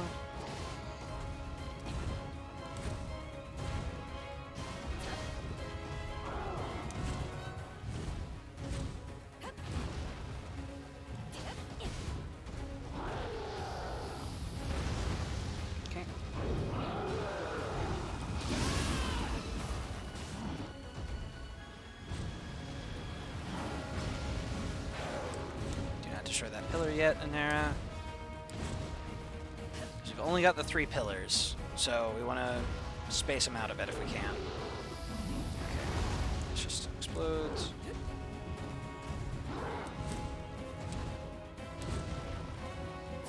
Boom, boom. Okay, there we go. Break you apart with my bare hands! Ouch. Okay. That's what I get for talking shit. I get hit. Alright, and I am out of key, which is also concerning. Come on, just hit the pillar. Hit the pillar, dude. Thank you. Maybe. Anera. The pillar. It's like Mezuki with the lid. Oh, ouch. Okay. Alright. Heal. Get rid of the fire. Woo! I almost got counter hit. Well, guard broke hit. Anera, please just swing at it. Interesting.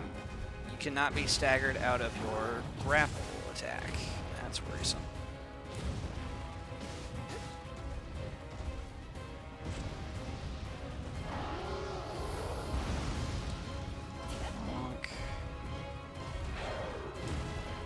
Try and save the other thing for second dark. Unless maybe we can trigger it here. Uh-oh. Well, that's probably just death. Maybe not. Okay. Well, we're not dead. Let's have Anera knock this on itself. And then that should be decent stagger. Maybe not. Yeah, I don't have quite the ability to pull that off. Fair enough. I'd have to like drop yokai shift with it.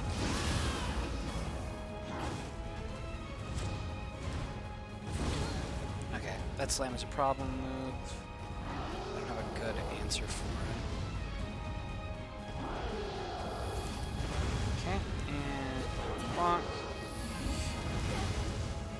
enough. Our wet is gone.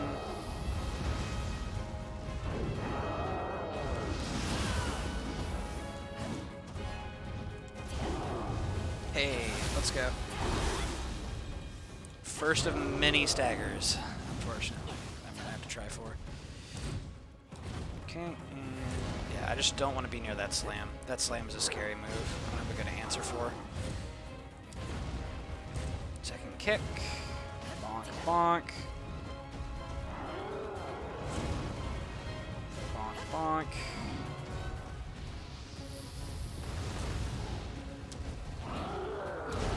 Okay. That one I actually just can't be near him for. Fair enough. Alright, so the float slam, we just cannot be.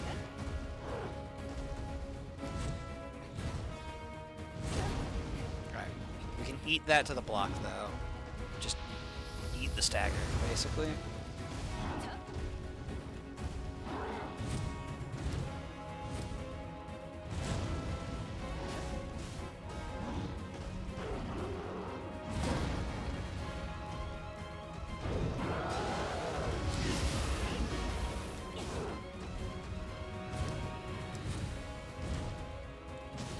What's also really annoying is I can't purify. Ooh, I got blown up. Because unarmed doesn't leave recoverable stamina, you cannot use unarmed to purify the ground under you, which is very rough. So we have no purification access right now for ground effects. We have very little in terms of meaningful damage outside of our yokai shift, which is, you know, it's our one yokai shift we're getting this mission, basically.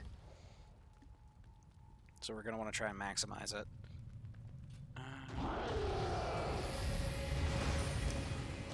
Bonk.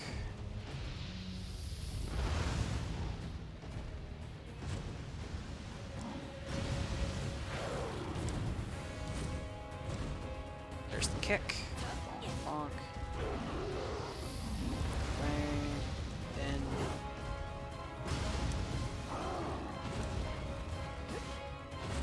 Second kick. There we go.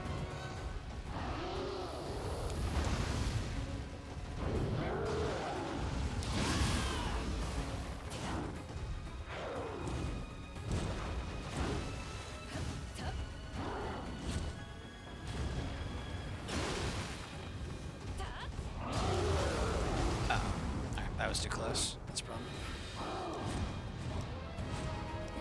So I am still on foot. Not anymore, but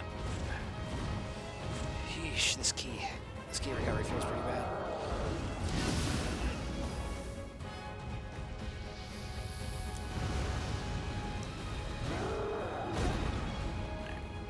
That was the big jump slam, so I had no choice but to block it. Get out. Oh, we can get 52 on a running attack. Or we can whiff it.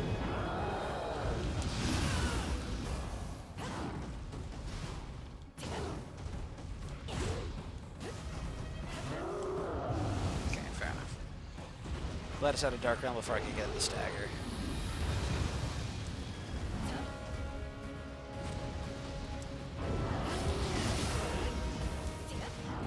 Thank goodness you can animation cancel with Phantom. Holy shit. I thought I was going to get grabbed. Phantom parry is actually goated. Holy shit.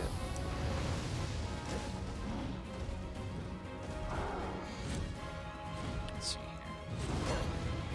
here. Oof, okay. I got some flying there. Let's see here. I've reduced its max stamina. If it hits the water here, I think it might actually knock itself down. Screw it. We're gonna do it. We're gonna try and go big here.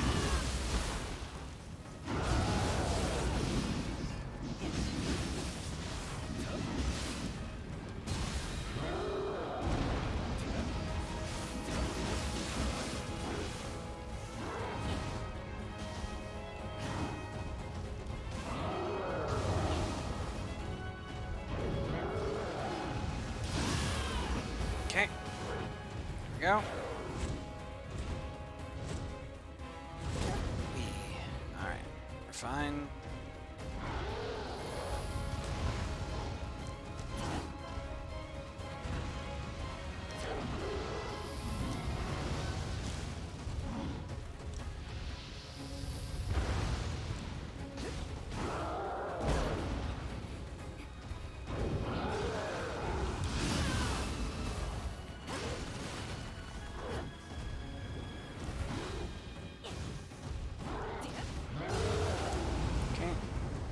Dark.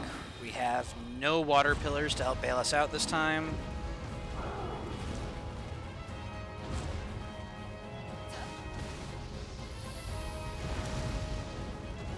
We have no yokai shift. Just went ahead and used it.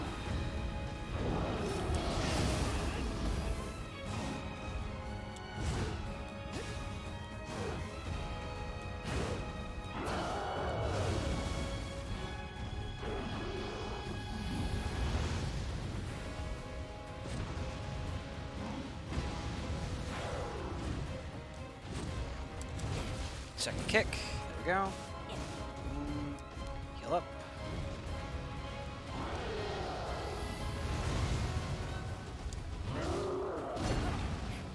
Okay. Fine. It's fine. Alright, out of stam, so we can bully him a little bit. Okay. Get away. Uh-oh. Holy crap. That was terrifying. I lost control of my camera there. Second kick. Yep. Alright. Save key as much as possible here.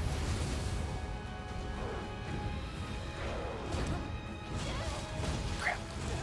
Ooh, and I got comboed. Okay. Fair enough. Fair enough. So, we no longer have the yokai shift, because I burned it. Which means, screw it, I am gonna go and, gonna go get the ability to use soul cores. I want to kill that Inky back in the first mission, and we are going to get the ability to actually use these cores, because we need just a little more damage and stagger power.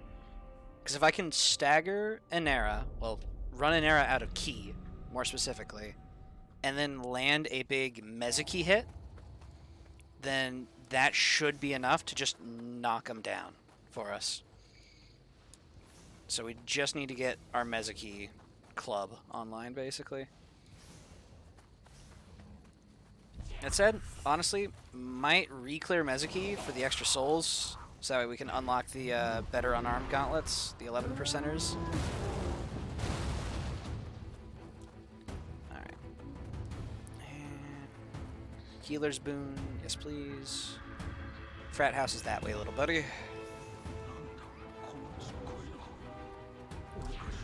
Bonk, bonk, bonk, bonk. There we go. Just in case.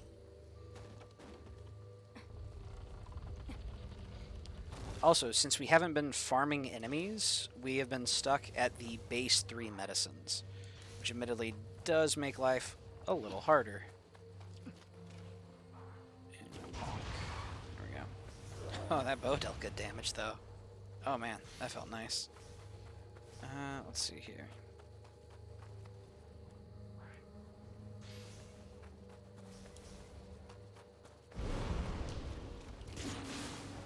Well, I hit him in the horn, but... fair enough.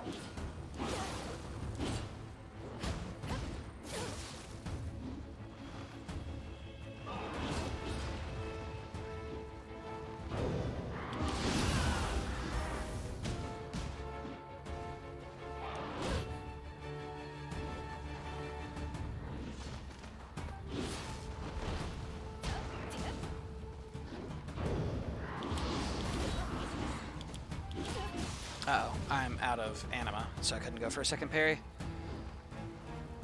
Okay. Land a hit.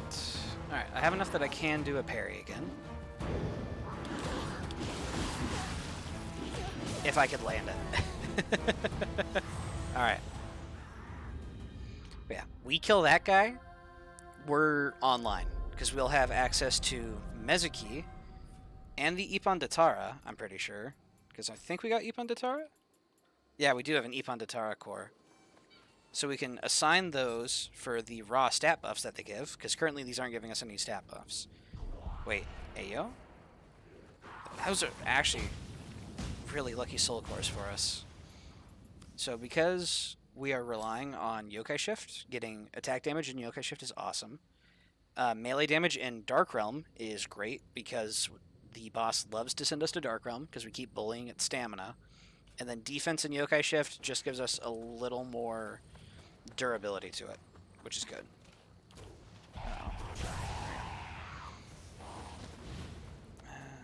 Ready. How many arrows do I have left? 4 sacred. Cool. Now then.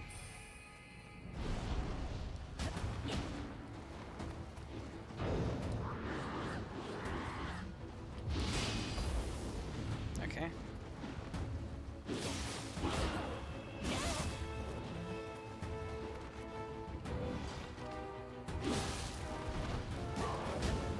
Hey, we popped his horn. That's a good start. And then we immediately fuck up the parry and get comboed for it. Ouch. Okay, so I just cannot block versus him. Fair enough. I'm out of anima. I tried to parry. I tried to parry with no anima available. Oops. That's on me. I think just for the sake of killing this Enki, I'm going to swap spirits over to Feral, because Feral is just the easiest to use. Wait, exchange soul core? There you go. Hey, okay, so we can. There we go. We found the alternate method. Alright. Yeah, so normally it's supposed to be, you have Change Guardian Spirit, and then you have Managed Soul Cores. But we can just exchange Soul Cores in here. So, you know what? We take those. It works. It's fine. It doesn't bother me that I wasted all that time. It's fine. It doesn't bother me. It bothers me a lot. It bothers me a lot. Yeah. Also, because our melee damage isn't great, we're going to struggle to gain anima to actually use these yokai abilities. At least consistently.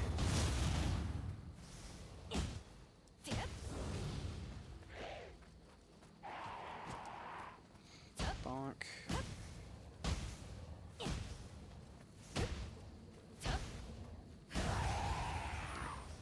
That said, this Enki does have a guaranteed core, if we could get it. And I don't feel like using my only lantern plant fruit, though. So, honestly, since we figured out a workaround, I am just going to go get back to it, honestly. Just get back to working on an era.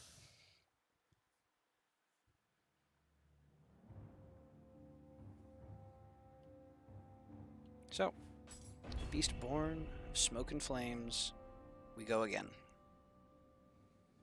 I do have to kill the Ippon Datara again, which is going to be annoying, but not unmanageable.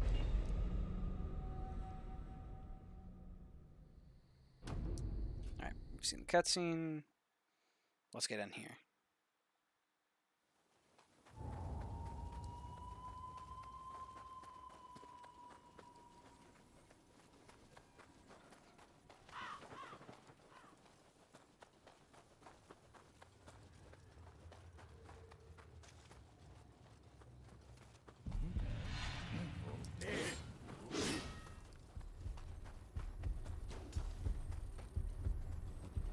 Actually, this is a chest in here.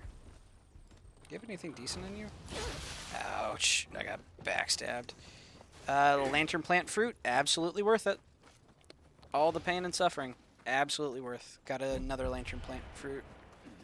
Basically, that little fruit, I just got stamina broken. Holy shit. I got stamina broken by a thrown torch. Okay. I'm dead. That's fine. But whenever you eat the lantern plant fruit, it gives you, I think, 5 anima. And we have a maximum of 10, so it gives us basically 50% of our anima. And we'll bring some salt, so that way we can salt the boss a little bit. Because it's better when it's well seasoned. Do we actually get anima back when we do that? No. So anima is independent of our spirit. Okay. Here we go. Well, that was quick. I say here we go and immediately get flattened. That is my luck. Jeez. Okay, running back. I'm mad.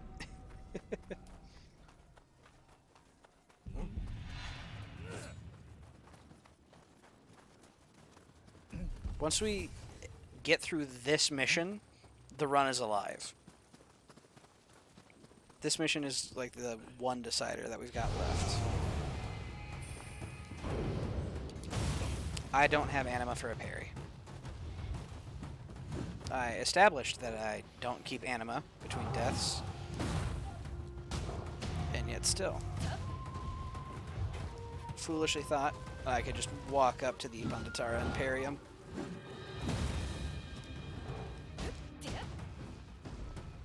Okay, I've got 0.7, so I still can't parry.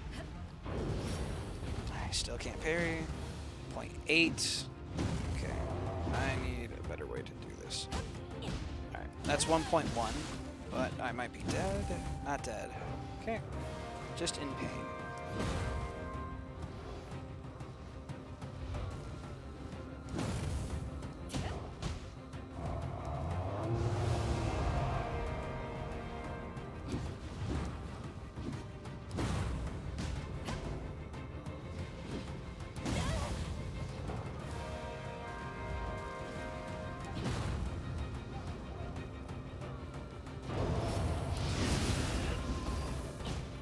Okay, so if I actually do land a parry, I get a whole big burst of anima, which is nice. So if I get another parry, I can use one of my yokai abilities. So for the time being, we wait for a parry.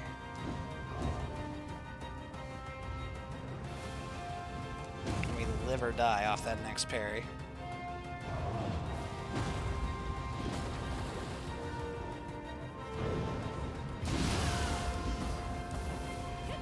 Boom! Oh, God, we can do damage. Finally. Finally, we have a source of damage. Alright, he re-stamina'd. That's fine.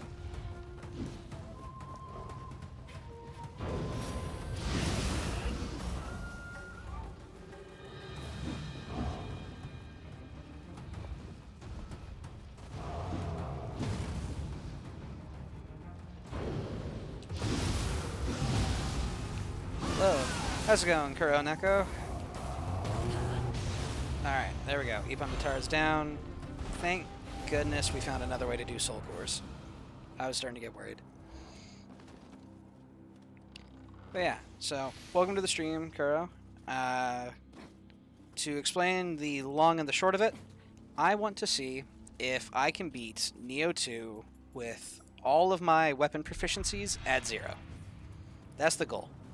So for the time being, I don't have the most options, but I'm trying to make do with what I got.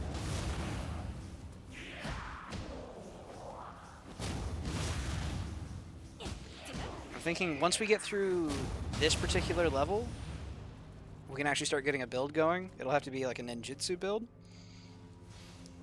But here in the early game, our cross to bear is trying to just trying to survive, honestly. I made it to the Anera before, but I couldn't figure out how to assign cores because we didn't kill the Inky in the very first mission. But I have since found a workaround for us. Oh, funnily enough, I started playing for the first time. Hey, nice. Yeah, I absolutely adore this game, and I figured you know, I just wrapped up a Dark Souls 3 challenge run where my goal was to use every weapon. So now the next best thing is no weapons. Kusarigama and fists, nice. Or are you commenting on me? No. If you wanted to know. Okay, yeah. Yeah, I took Kusarigama for this build for the starting +1 dexterity. But yeah, Kusarigama and fists, hell yeah, man. Those are awesome weapons. Have you figured out how to do the Royal Guard yet with the fists? Opportunist is hell of a skill. Also, I feel like I might be crazy, but I almost feel like there was a ninja lock available in this area. I want to say it was like in that chest. If I actually can get a ninja lock out of that chest, that would be massive. However, I have to get through all those guys, and I have to kill the Inky, which is going to be the hard part. The what? Yeah, so I guess for the uninitiated, Royal Guard is a move from Devil May Cry. And basically, you are immune to all damage whenever you activate it. And in Devil May Cry, you would use it, you'd be immune through whatever attack was trying to hit you, and you would get like bonus like meter essentially. But here in this game, if we go to, let's see here, fists, well, I think it's, yeah, here it is, Opportunist. So you basically Royal Guard, avoid taking the damage, and then you can counterattack. It's mid-stance fist, and yeah, it's pretty fun. You have to get a short ways into the game just to unlock the, okay, I thought that Demon Hunter was going to be on me. Did those guys just stay in the fog? Did they not? Oh no, they can leave the fog. Okay. I'm scared. Okay.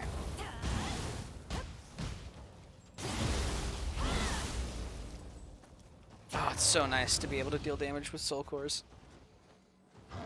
That is such a step up from just raw fist and parry.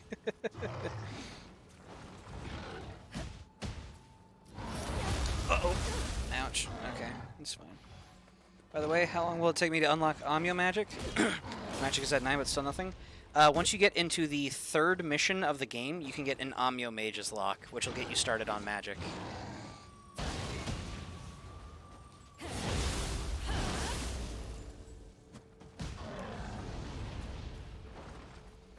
Once you get to the Viper Sanctum, that's when you get access to Ninjutsu and Amyo Magic, like the starter of it.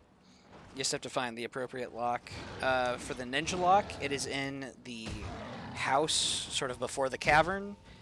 And for the Amyo Lock, it is behind a Mimic Wall. Because we don't have illusion walls like Dark Souls, we have Mimic Walls. Where they're pretending to be a wall.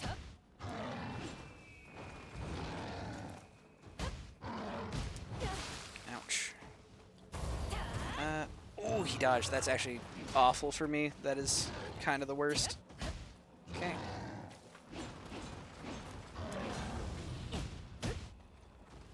Boop. Okay, a couple more hits and we got him. Alright, he's out of stam though. There we go. Bully him down. No core. Fair enough. Alright. Well, I cannot rest. Because otherwise he comes back. So, let's see here. Luckily, Bow does not have a skill tree or a proficiency, so I can shoot the Gaki.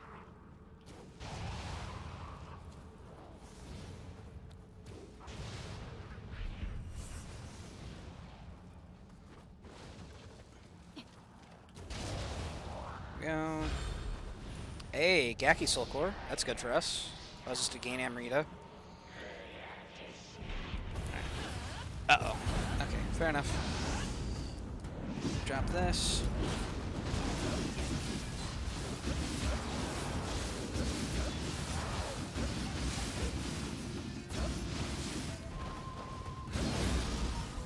And Pinky down. There we go. Alright, so we don't get it from him, but I think in this chest over here...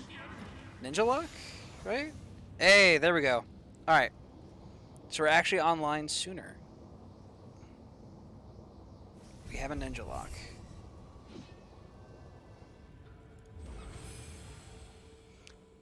By the way, every stream I found, I asked the same question. In your opinion, what stat should I invest in early game? Because I'm literally in this the very first mission you are right now. Hmm. Stat to invest in early. In truth, stamina is kind of to player comfort. Also, good night, Vimer. Thank you for the wishes of good luck. I appreciate it. Because yes, it is it's a very stupid idea. uh, but I would say stamina is like a comfort pick. So heart is, I think, yeah, heart is just how much ki you have, or stamina, as I was saying. And courage affects your ki regen rate. But I would say early game, especially when you're new to the game, just having more health to work with before you die can definitely be nice to have. Because in this game, it is very easy to get hit once and have that lead to a second hit, which kills you. So if you're playing Spear, especially, Constitution is good. But Constitution's also just nice to have for everybody to a decent degree. But it's a very, I suppose, defensive saying in my part. It would also be good to invest in your weapon stat. So, let's see here. You said Kusarigama Fists, so probably skill would be, in your situation, the better stat to invest in for damage, because that'll increase the damage for both of your weapons. And Inera is resistant to Gunpowder Bomb. Can I get access to any other bombs or anything in this mission? No. Okay. So, I'll take the bomb for the time being, anyway, and then I'm going to use the bomb on other enemies to help level it up.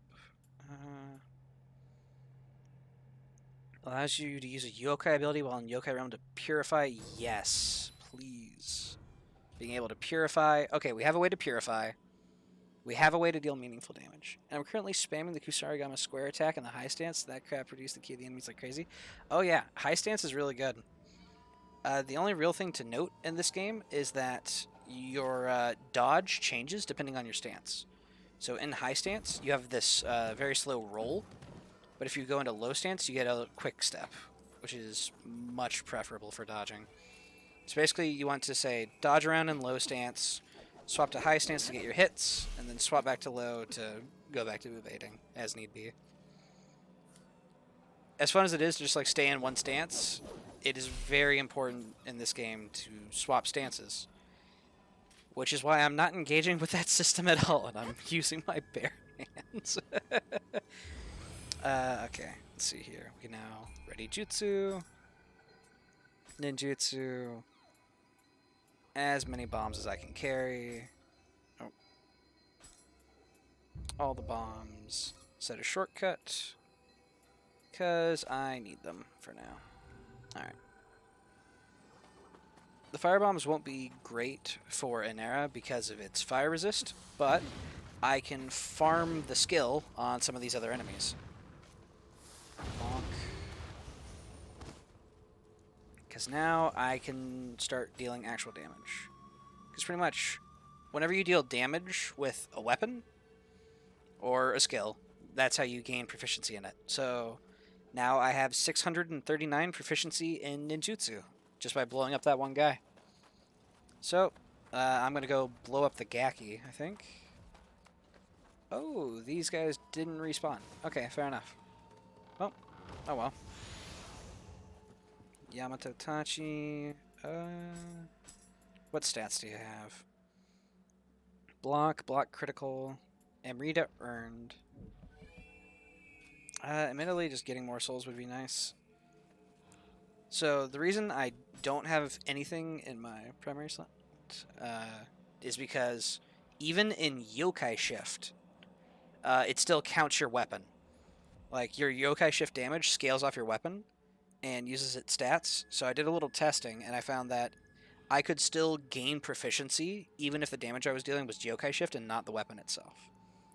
Oh, by the way, I have the same spirit as you. I wanted a little magic in the start. Hey, nice. Yeah, Kagawami is really nice spirit. It's my preferred starter. Let's see here. Let's go through the fire. We're fine. Probably gonna ignite here. Okay, yeah, we ignited. It's fine. There we go.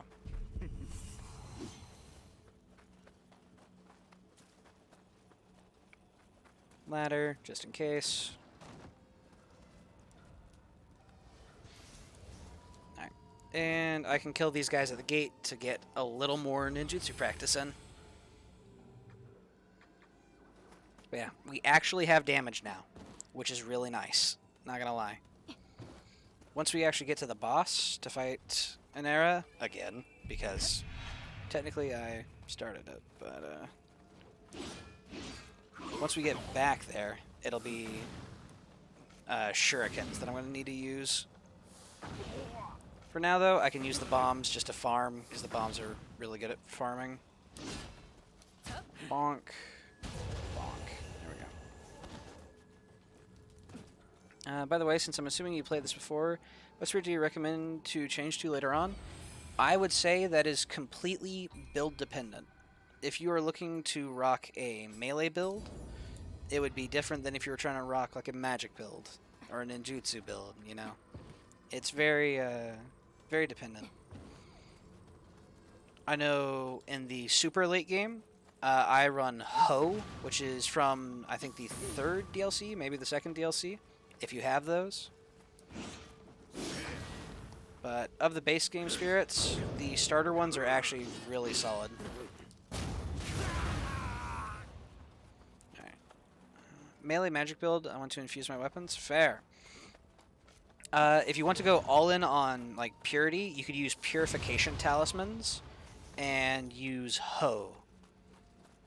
Because it has like an innate purity that it gives to all weapons, unless they have another element already assigned to them. And yeah, I would say that's like the meta pick, but you could also go for, I think it's Ginbu, I believe it is, Magic Turtle, because he gives you a bonus to your Omnio magic power. And if you're looking to go real hard into the Spellblade stuff and you want your buffs to be, like, your buff window is both lasting longer and dealing more damage, then you'll want to have high Omnio power. Alright. And I'm so glad I remembered that there's a ninja lock in that chest. That was absolutely worth, because now I can get Shuriken. Can I get Kunai? I can get Kunai. Let's go. Oh, by the way, just tell me yes or not, William appears in the game. Because yes, I played 1. Well, for the William enthusiasts out there, yes. William does appear at some point in this game. I will not tell you the when, where, how, why, but yes, William does make an appearance. Bonk. Oh, it's so nice. Oh my god, I have damage. It's so beautiful. I've missed dealing damage. I've just been using my fists. Alright, and just to confirm, all weapons still at 0. That's the goal. Hey, let's go. Yeah, William hype. Let's see here. So we got access to Kunai. Ultimately, for an era, because the fire is just not going to be good for us, I want to try and maximize probably Kunai and focus on getting Kunai backstabs, because the ninjutsu items, like the projectile ones anyway, can backstab. Because in this game, if you hit an enemy in the back, you deal even more damage. Even with that bomb there, that 262. Wow, what a snipe. Man got me over the wall. Respect. Almost. Boop. Boop. There we go. Alright. Yeah, let's just push forward to unlock the next one.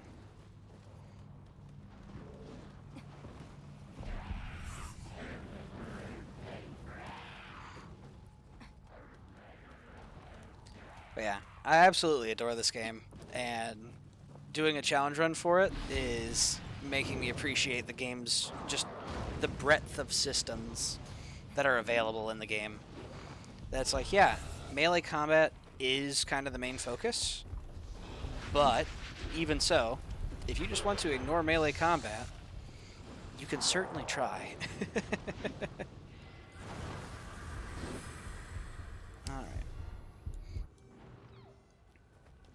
Let's see here. I'm honestly going to put another point into bombs just to make me farm faster.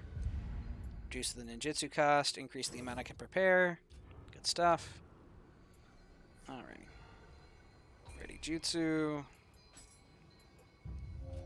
There we go. More gunpowder bombs. And now I can go and see about getting my key, so I can actually get boss access again. Because I was doing this earlier, and I didn't have boss access, which was a bit of a pain. Ooh, he didn't stagger. Ow! Yeah, that's why I recommend getting health, is getting comboed like that is deadly. Uh-oh. Ouch. It's fine. Are you coming down here? Okay, I'm coming back up there. Oh, hello. Hi. Would you like to remain on fire for me, please?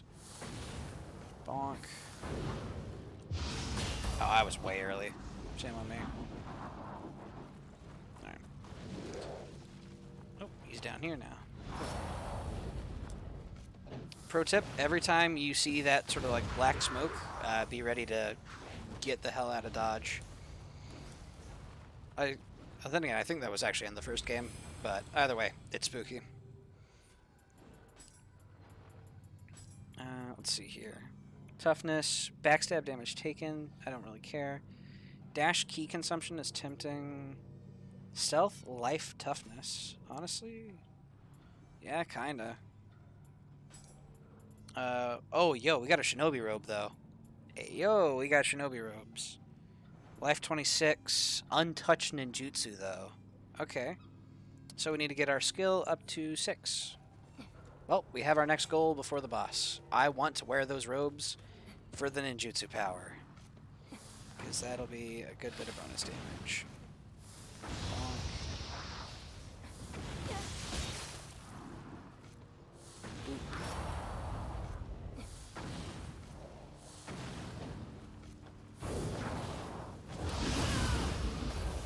There we go.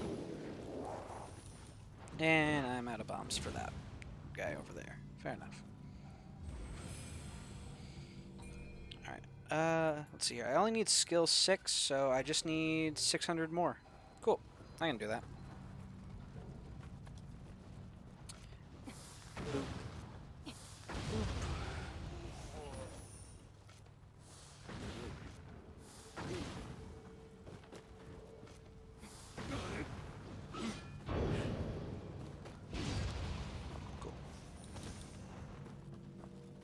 Also, can I lob all the way up there at the archer? No, not quite. I am not that great at throwing these. Fair enough. Alright, and... Sheesh. Big Geki, kind of spooky. Alright.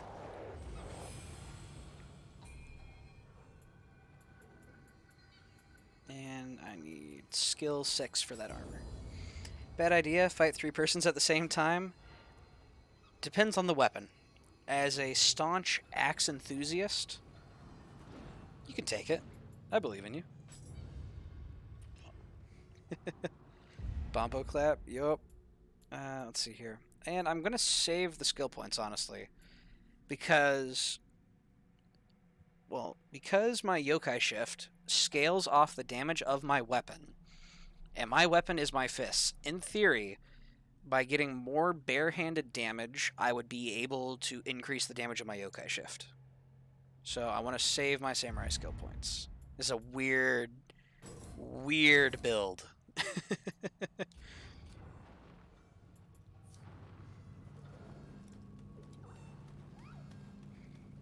By far the weirdest build I've done, because usually for me, every time I play this game, it's like, oh yeah, I want to try other weapons, you know?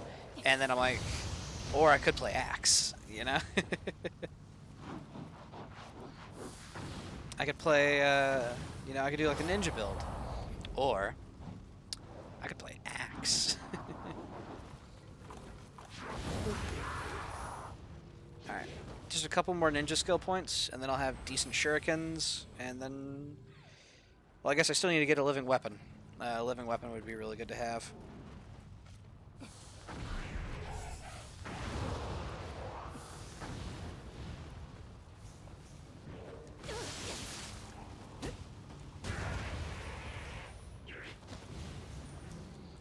Water amulet, not the most valuable, but still nice to have.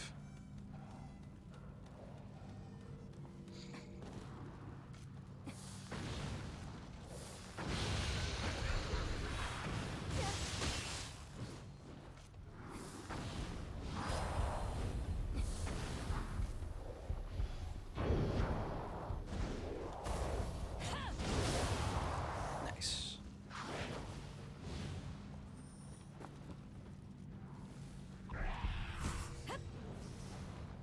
Alrighty, grab our Great Forge key, and we now have access to the boss arena. We can officially go challenge Inera again, because we tried this previously. I'm sorry, I got a purple divinate.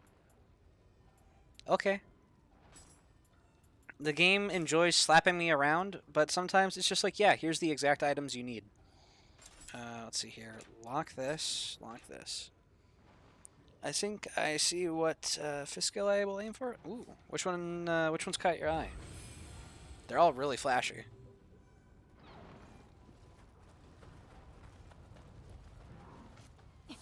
Limitless. Oh yeah.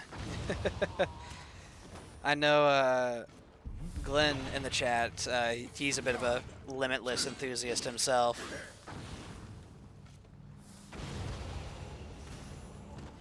It's a hilarious. Well, it's just a really good skill, but also it's just kind of hilarious how you just keep punching them. Yeah. Oh, wait, no, I was thinking of something else. Limitless is the all-in-one. My bad.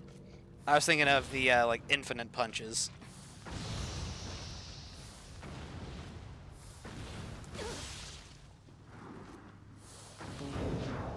Okay, we got that extra skill point. I need a ninjutsu. Ouch, don't die. Okay, cool. Fist of Reckoning, yeah, there it is.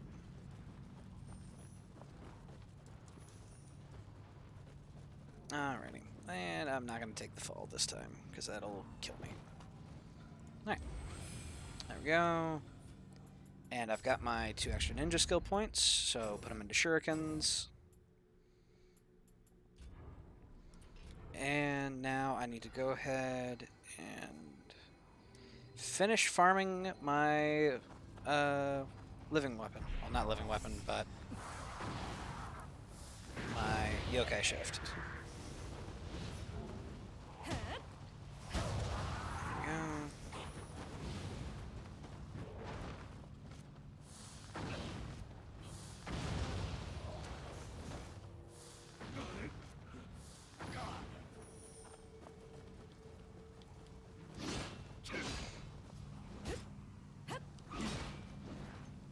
Bonk, bonk, and kick.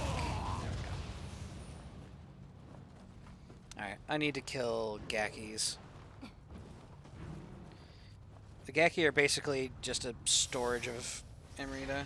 Well, or I can just misuse one of my Spirit Stones. That'll work too. Okay. Now then, ready Jutsu, unready all, max out on Kunai, max out on Shurikens, and I've got room for a couple bombs, so sure. Let's do this here. Kunai can be here. Shurikens can be here. Alright. Kunai are going to be our main source of damage now. But, here we go.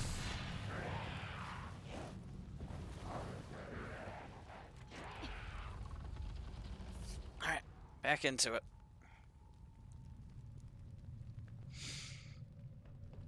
I'm going to let the cutscene play because it's been a little bit, and I am mentally stealing myself for this.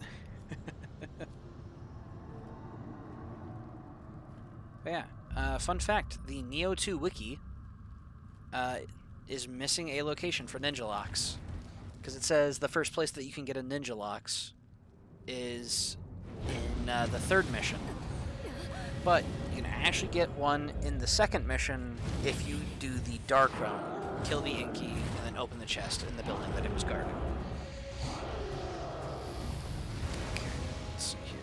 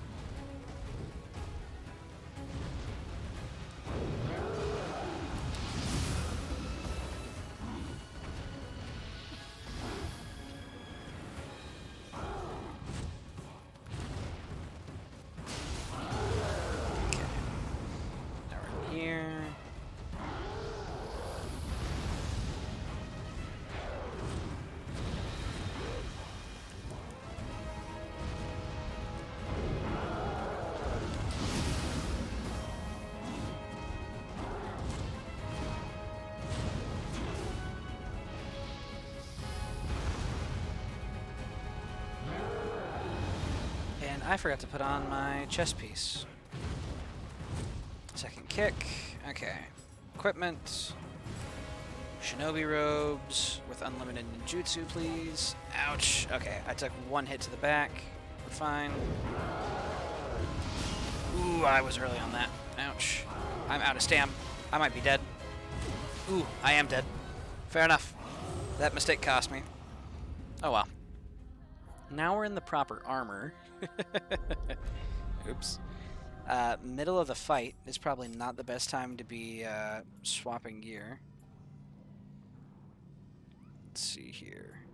Amio magic power. Ooh. Shinobi bracers. Yes, please. We have a Shinobi Hakama. Awesome. I want all the Shinobi. All the Shinobi pieces, please. Every piece of Shinobi gives you bonus to your ninjutsu power, which just means we deal more damage with our ninja stuff.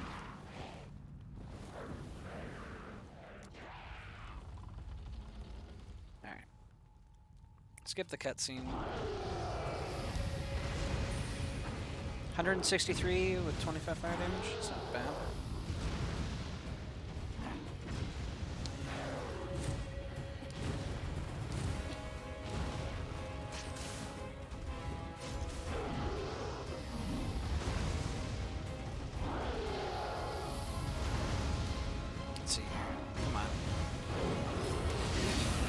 That was not what I was expecting out of the teleport. I was getting ready to dodge a combo. Alright, and hit him in the back for the bonus. I want to try and get as many of my hits as possible into Anara's back to maximize damage.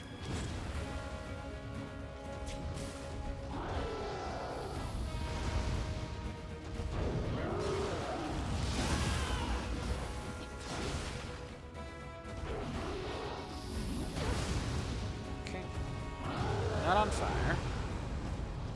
Not for lack of trying. Wow, you whiffed twice. Come on, slap it. Thank you.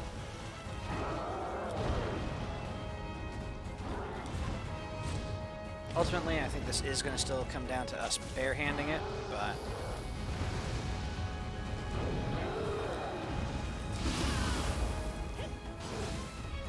Ooh, big hit. Let's go. Alright, we got the stagger.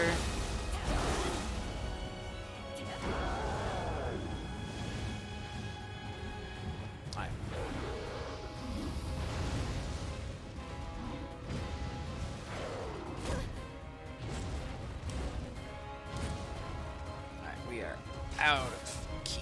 Jeez.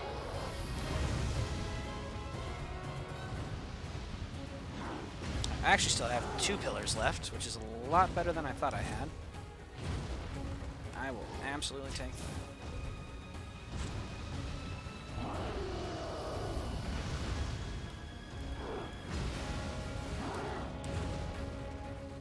Second kick.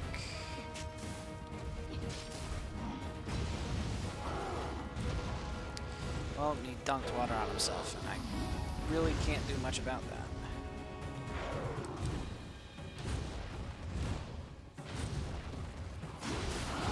Hey, big old 390. Okay.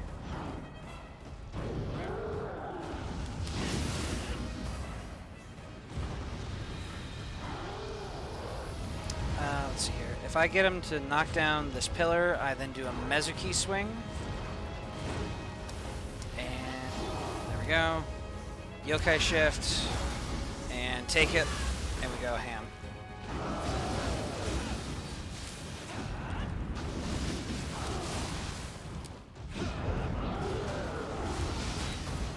Ooh, okay. Damn. He got us. Alright, he knocked us out of our yokai shift, which is rough. But we are still going. Not defeated yet. I do have enough anima that I can do a parry if need be.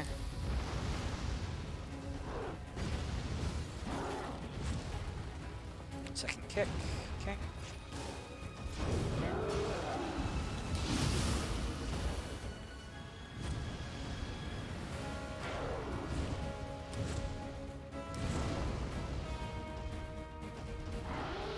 We got 6 kunai left.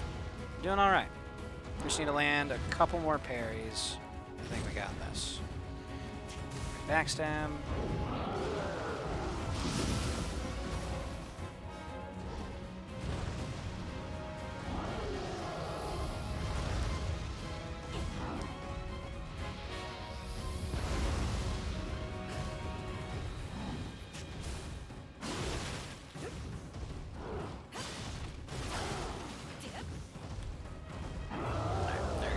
Dark Realm.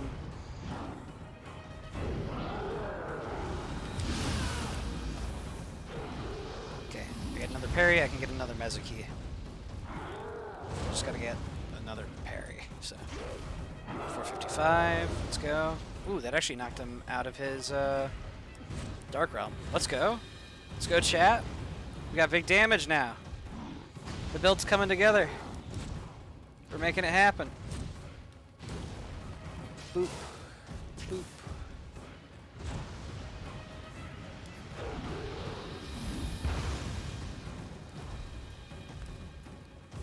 Alright, come on. Give me something that I can parry into a Mezuki. There we go. Didn't perfect parry though, so I actually don't have enough for Mezuki. Yikes. Okay.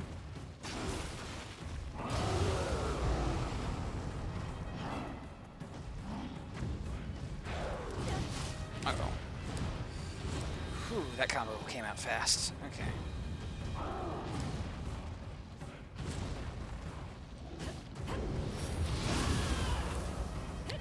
Boom! There it is, chat. The run's alive. The run is alive. Alright, we have cleared an era. This run has survived the early game. Let's go! Hell yeah.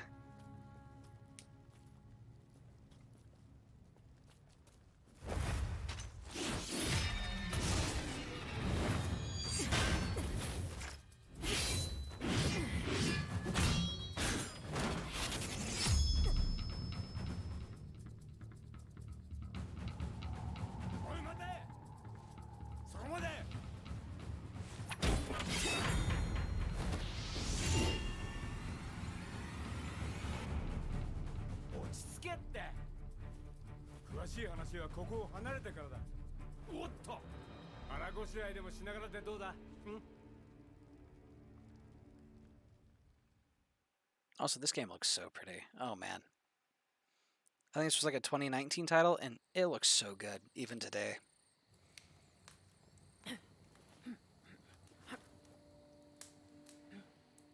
Toいうわけで、こいつは敵じゃないってことだ。で、あやかしまで引き連れて何がしたいの？俺はな、大空に輝くでっかいお天道様になるんだ。とんだやましね。要は誰にも負けんほど偉くなってやるってことだ。私は一匹でも多くあやかしを借りたい。それだけ。ちょっと待て。仲間になるのが嫌なら、ここは藤吉郎流。どいて。銭を払う。雇われてくれ。こんなはした金で？え？とんだ勘違いね。今度会ったらあいつは殺すから。おい、ちょっと。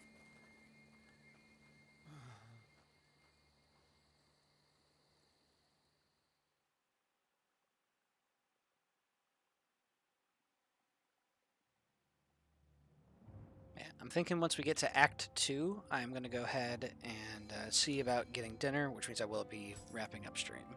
I think we're getting to that point. Let's see here. Yokai ability damage. Yes, please. Attack in Yokai shift. Yes, please. Okay. Wow. I'm actually getting like really lucky with a lot of these cores. Despite getting clobbered, we're actually doing pretty alright.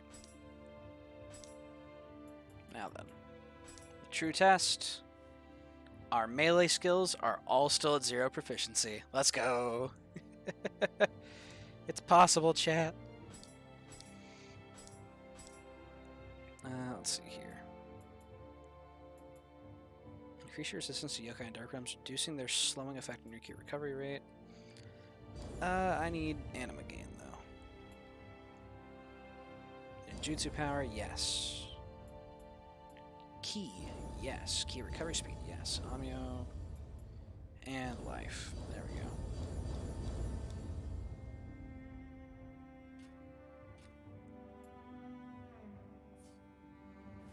Alrighty. And I do have access to the hidden tea house, but most people will not have access to their hidden tea house at this point, so I will refrain from using it until I get to the 3rd act, I think. Alright. That said, for the time being, to all of you still watching, I really appreciate you coming by. And I go live every day at 4:30 p.m. CST. So, I'll see you guys in the next one. Have a good one.